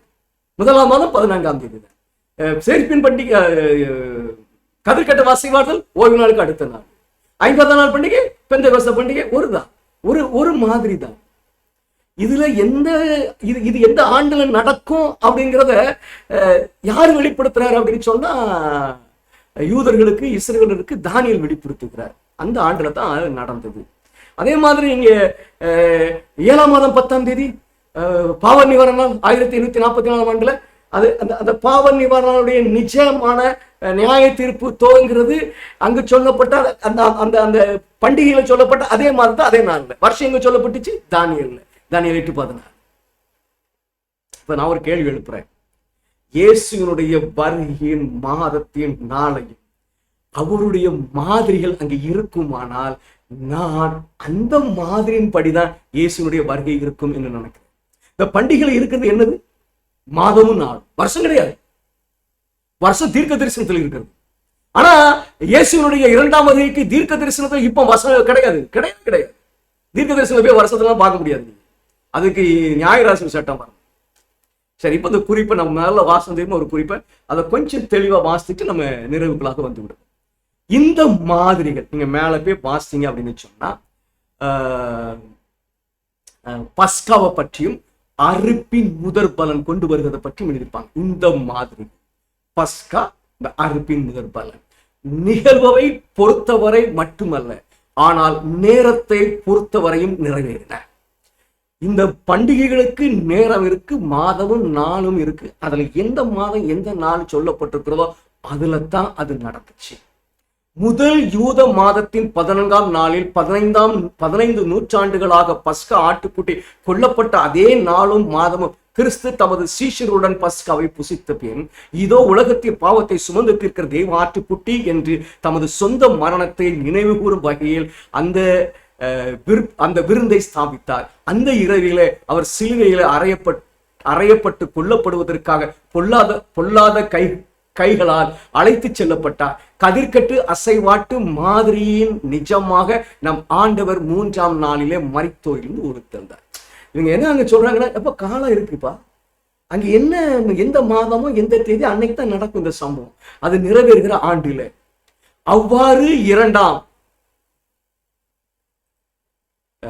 அவ்வாறு இரண்டாம் வருகையோடு சம்பந்தப்பட்ட மாதிரியில் அல்ல, மாதிரி அடையாளபூர்வமான காரியங்கள் இல்ல, மாதிரிகள். Underline it. பஸ்கா மாதிரி, கதிர்கட்டு அசைவாடுக்கு ஒரு மாதிரி, பெந்தைக்கோஸ்துக்கு ஒரு மாதிரி, பாவ நிவாரணத்துக்கு ஒரு மாதிரி. ஆனா இயேசுனுடைய இரண்டாம் வருகைக்கு ஒரு மாதிரி அல்ல, மாதிரிகள் குறைந்தது ஒன்றுக்கு மேல. ஆராய்ந்து பார்த்தால் 3 மாதிரிகளை நீங்கள் பார்த்தீர்கள். அவ்வாறே இரண்டாம் வருகையோடு சம்மந்தப்பட்ட மாதிரிகள் அடையாளபூர்வமான ஆராதனையில் சுட்டிக்கட்டப்பட்ட நேரத்தில் நிறைவேற்றப்பட வேண்டும். அப்ப இயேசு கிறிஸ்துவினுடைய இரண்டாம் வருகைக்கு என்னென்ன மாதிரி இருக்கோ நான் தேடி பிடிச்சு படிச்சா இயேசுவினுடைய வருகை, பிதா இயேசுவினுடைய வருகைக்காக குறித்திருக்கிற அந்த நாளை கண்டுபிடிக்க முடியும். இதை முடியாதுன்னு சொன்னா போயிட்டே இருக்க வேண்டியது, கண்டுபிடிக்க முடியும். வாசிக்கிறேன் தொடர்ந்து. இதை நான் முந்தைய சுருக்கமா வாசிப்பேன், நான் இப்ப அதை கூடுதலாக எடுத்துக்கிறேன். மோசையின் அமைப்பின் கீழ் பரிசுத்த ஸ்தலத்தின் சுத்திகரிப்பு அல்லது பாவ நிவர்த்தியின் பெரிய நாள் 7வது யூத மாதத்தின் 10ஆம் நாளிலே நடந்தது. பிரதான ஆசாரியன் இஸ்ரவேல் அனைவருக்காக பாவ நிவர்த்தி செய்து பரிசுத்த ஸ்தலத்தின் அவர்களுடைய பாவங்களை நீக்கி வெளியே வந்து ஜனங்களை ஆசீர்வதித்தான். ஆகையால் நம்முடைய பெரிய பிரதான ஆசாரியன் கிறிஸ்து பாவத்தையும் பாவிகளையும் அழிப்பதன் மூலம் பூமியை பரிசுத்தப்படுத்தவும் கர்த்தருக்கும் மக்களை அழியாமையுடன் ஆசீர்வதிக்கும் தோன்றுவார் என்று நம்பப்பட்டது. இங்க வந்து ஸ்டேட்மெண்ட் வந்து அவங்க ஸ்டேட்மெண்ட் இல்லை, இப்படி நம்புனாங்க. என்ன நம்பினாங்கன்னா 7ஆம் மாதம் 10ஆம் தேதியில எல்லா வேலையும் முடிச்சுட்டு ஆசாரியன் வந்து ஆசீர்வதிப்பான் தெரியுமா, அது இரண்டாம் வருகை என்று நம்பினார். 7ஆம் மாதம் 10ஆம் தேதி பெரிய பாவ நிவர்த்தினால் பரிசுத்த ஸ்தலத்தை சுத்திகரிக்கும் நேரம் 1847ஆம் ஆண்டின் அக்டோபர் 22ஆம் தேதியில் விழுந்தது கர்த்தரின் வருகையின் நேரமாக கருதப்பட்டது. மேல பார்த்தீங்கன்னா இயேசு கிறிஸ்துவின் வருகைக்கு மாதிரிகள் இருக்குப்பா, அதுல சொல்லிருக்க காலத்துல தான்ப்பா அவருடைய வருகை நடக்கும். ஆனா 1840 என்ன செஞ்சாங்க அப்படின்னு சொன்னா, அப்போ வந்து பரிசுத்தலம் சுத்திகரிக்கப்படுகிறது வந்து பூமி சுத்திகரிக்கப்படுகிறது நம்பினாங்க, தான் போதனை. அதனால 2003 பூமி சுத்திகரிக்கப்படுறது இயேசு வரப்போறாரு அப்படின்னு சொல்லி அவங்க முடிவு பண்ணிட்டாங்க அப்படின்னு நினைச்சாங்க. அது எப்படி நம்பினா 7ஆம் மாதம் 10ஆம் தேதியில எல்லா வேலையை முடிச்சுட்டு ஆசாரியன் ஆசீர்வதிக்க வருறதுனால அது இரண்டாம் வரை தப்பு இல்லை, கரெக்டா தான் நம்பி இருக்கிறாங்க. ஆனா அப்படி நம்பினாங்க. ஆனா அங்க வேற ஒரு விஷயம் இருந்துச்சுங்களா, வேற ஒரு உபதேசம் இருந்துச்சு தெரியுமா, கணக்கு சரி, வில்லியம்களுடைய கணக்கு சரி, உபதேசத்திலே குறைபாடு. பரலோக பரிசு ஸ்தலத்தை பார்க்கறதுக்கு பதிலாக பூமி சுத்திகரிக்கிறதை அவர் பார்த்து விட்டார், கருதினார்கள். ஆனா அந்த நம்பிக்கை நிஜம் என்பதை நம்ம புரிந்து கொள்ள முடியும். இயேசு இரண்டாம் முறை வரும்போதோடைய ஜனங்களை ஆசீர்வதித்து அழைத்து செல்கிறதுக்கு போகிறார். இங்க ஒரு மாதிரி வெளிப்படுது பாருங்க. 7ஆம் மாதம் 10ஆம் தேதி ஒரு மாதிரி, இயேசு கிறிஸ்து இரண்டாம் முறைக்கு ஒரு மாதிரி காணப்படுது. பாத்தீங்களா? சரி, நம்ம அது மாதிரியா இல்லையான்னு பிறகு பார்க்கலாம். சரியா? அப்ப இப்ப என்ன விளங்குது அப்படின்னு சொன்னா, இயேசுனுடைய வருகைக்கு பிதா குறித்திருக்கிற காலம் எங்க இருக்கு அப்படின்னு கேட்டீங்கன்னா, பரிசுத்த ஸ்தலத்தில் இருக்கு. இயேசுனுடைய வருகைக்கு எத்தனை மாதிரி இருக்கு? எத்தனை மாதிரி இருக்கு? ஒன்னா ரெண்டா? நான் அறிந்திருக்கிறது 3. ஒன்னை எனக்கு யாரு சொல்லி தந்துட்டா அப்படின்னு சொன்னா, ஜேன் ஆண்ட்ரூஸ் சொல்லி தந்துட்டார். அது நம்ம தீர்க்கதரிசனமும் படிக்கலாம். இப்ப நம்ம வெளிப்படையாக விளக்கத்தை கொடுத்து இப்ப தீர்க்கதரிசி எழுத்ததுனால அதுக்குள்ள போறோம். வாரங்களின் வருஷம் ஒரு மாதிரி அப்பா. இயேசு எவ்வளவு நாள் இந்த பூமியில ரட்சிப்பின் வேலையில ஈடுபடுவார், என்னைக்கு எந்த ஆண்டு வரைக்கும் போவாரு, அடுத்து எப்போ அவர் வருகிறது குறித்து, இந்த ஓய்வை குறித்து அதை பேசிட்டு வருஷங்களின் வாரம் இயேசுனுடைய வருகையின் ஆண்டை அறிவிக்கும். அதைத்தான் ஜேன் ஆண்ட்ரூஸ் மூலமா ஆண்டை வெளிப்படுத்தி வச்சுட்டேன். யாரும் குழம்பாதீங்க, சொல்லிட்டேன்.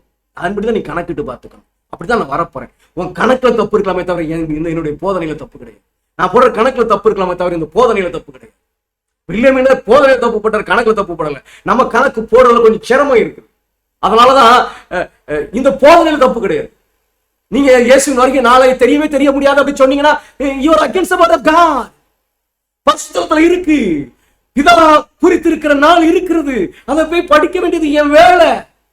அதை கணக்கிட்டு பார்க்க வேண்டும். ஜேன் ஆண்ட்ரூஸ் எப்படி கணக்கு போட்டாரு சொன்னா, சரித்திரத்தை அப்படியே கணக்கிட்டு பார்த்தாரு. நானும் அது தப்பு இருந்திருக்கு, அப்ப கணக்குல ஏதோ தப்பு மறு கணக்கிட்டு பார்த்தாங்க. 1996 வருவார் அப்படி நம்புறாங்க. அதுல கணக்குல தப்பு இருக்குது. 2000 கணக்குல தப்பு இருக்குது. 2017 கணக்குல தப்பு இருக்குது. We have to work and find the day of Jesus Christ from the sanctuary.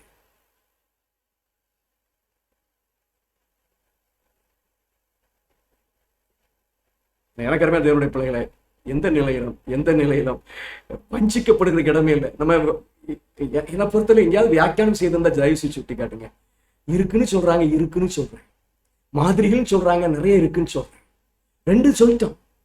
1 7ஆம் மாதம் 10ஆம் தேதியில இயேசு எல்லா வேலையும் முடிச்சுட்டு வந்து ஆசீர்வதிக்கிறது அவருடைய 2ஆம் வருகையினுடைய மாதிரி. இன்னொரு ஜேன் ஆண்ட்ரூஸ் மூலமா நமக்கு வெளிப்பட்டு இருக்கிறது. அது நம்ம அவர் விளக்கிற விளக்கம் சரி என்பதனால அது அப்படியே போயிருக்கிறேன். அவர் ஓய்வு எல்லாம் சொல்றது தீர்க்கதரிசியில இருக்குது, அது கரெக்டா விளக்குது. வருஷம் எந்த மாதிரி இருக்குன்னு அவர் சொல்லிட்டாரு. அந்த தீர்க்கதரிசி எதிர்க்கவில்லை. சபையில் அது அறிவிக்கப்பட்டது. சும்மா ஒரு 6 மனுஷன் 10 பேர்ட்ட பேசல. ரிவ்யூ பத்திரிகை சபை முழுவதும் போனது. என் மனசுல ஆழமா வச்சிருக்கணும், வருஷம் அங்க இருக்கு. மாதமும் தேதியும் அங்கே இருக்கிறது. ஒரு தேதி அல்ல, ஒரு மாத தேதி அல்ல, 2 மாத தேதி. ஏன் இருக்குது அப்படின்னு சொன்னா, ஒரு மாதத்தையும் தேதியும் தேவன் பிதா அறிவிப்பார். பூமியில ஒரு பிரச்சனை உண்டாக போகுது. அந்த பிரச்சனை நிமித்தமாக அவர் அறிவித்த நாளை முன்னாடி கொண்டு வர வேண்டியிருக்கிறது. அதனாலதான் பரிசுத்த ஸ்தலத்துல இயேசுனுடைய வருகைக்கு 2 தேதிகள் சொல்லப்பட்டிருக்கிறது. 7ஆம் மாதம் பரவ படிப்போம், கன்க்ளூஷனுக்காக சொல்கிறேன். 7ஆம் மாதம் 10ஆம் தேதியும் 7ஆம் மாதம் 15ஆம் தேதியும். 7ஆம் மாதம் 15ஆம் தேதி ஆண்டை கண்டுபிடிக்கிறோம். அந்த ஆண்டில 7ஆம் மாதம் 15ஆம் தேதியில தான் இயேசு வருவார். அது அறிவிக்கப்படுகிறது. ஆனா அந்த நாளில் வருவார்னா வரமாட்டார். சாத்தானால் உண்டாக்கப்படுகிற பிரச்சனை அந்த நாளை முந்தி கொண்டு வர வேண்டும், அந்த நாட்களை குறைக்க வேண்டும். அது 7ஆம் மாதம் 10ஆம் தேதி. வசனத்தை வாசிக்கும். அந்த நாளையும் அந்த நாளையும் என் பிதா ஒருவர் தவிர வேறு ஒருவரும் அறியான், பரலோகத்தில் உள்ள தூதர்களும் அறியார். ஏன்? எல்லாம் தெரியுமே, பக்கத்துல இருக்குன்னு தெரிஞ்சுக்கணும்னு சொல்றாரு. அது பரிசுத்தலத்தில் இருக்குன்னு சொன்னா பக்கத்துல போற வரைக்கும் போக வேண்டியது, எப்போ வேணாலும் படிக்கலாமே. ஜேன் ஆண்ட்ரூஸ் படிச்ச மாதிரி மனைவர் படித்தது போல அந்த நாளை கண்டுபிடிக்க எப்போ வேணாலும் பிரயாசப்படலாமே. மறுபடியும் ஏன் என் பிதா, என் இயேசு பிதாவை தவிர வேறு ஒருவரும் அறியார் என்று அறிவித்தார்.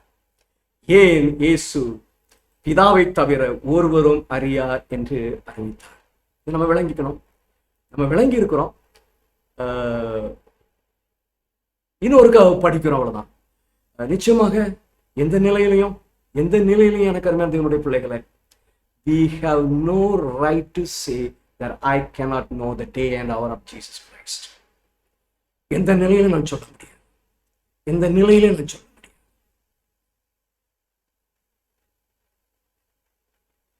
மறுபடியும் சொல்லுவேன், சகோதரர் வந்திருக்கிறாங்களா வரல எனக்கு தெரியாது. அழைப்பு கொடுத்திருந்தேன்.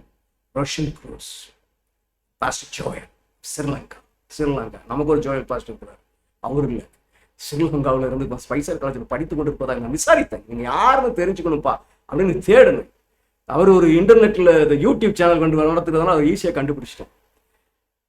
மறுபடியும் சிலர்கிட்ட எனக்கு தெரிந்த நண்பர் இடத்துல நான் இவர்கிட்ட போகல, யார்கிட்ட போகல அப்படின்னு சொன்னா ஜொனாத்தன் போடுறது எதிர்ப்பு வருகிறத நான் பார்த்து விட்டேன். அந்த மனுஷனை தூண்டக்கூடாதுன்னு மற்ற சிலங்க நண்பர்கள் இடத்துல கேட்டேன். நான் தெரிந்து கொண்டேன் அவங்க இந்த செய்தியை கேட்க வேண்டும் என்று ஆசைப்படுகிறேன்.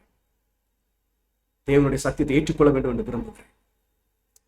இது குறித்து டிஸ்கஷனுக்குள்ளாக கடந்து செல்கிறது தலைகளை தாழ்த்தி ஜெபம் செய்யும். அதிகமாய் நேசிக்கிறீங்க அன்பு தகப்பனே. இந்த உன்னதமான வெளிப்பாடுக்காக நாங்கள் விசுவாசிக்கிறோம். சத்தியங்கள் உண்மை என்பதை நினைக்கிறோம். கணக்கிட்டு பார்ப்பதற்கு நாங்கள் பிரயாசப்படுகிறோம். அந்த கணக்கீட்டுகளை குறைபாடு இல்லாதபடி பாதுகாத்துக் கொள்ள ஒரு சாதனத்தை குறைபாடுகள் இருந்தாலும் நாங்கள் மீண்டும் கணக்கெடுக்கிற பிள்ளைகளாக இருப்போம் என்பதை உறுதியாக ஒரு சமூகத்தில் நாங்கள் அறிக்கை எடுக்கிறோம். அன்பு தகப்பனே, சீக்கிரமாய் வர வேண்டும், சீக்கிரமாய் வர வேண்டும். இயேசுவின் நாமத்தால் ஜெபிக்கிறேன் அன்பு பரமபிதாவே. ஆமென். கர்த்தருக்கு ஸ்தோத்திரம்.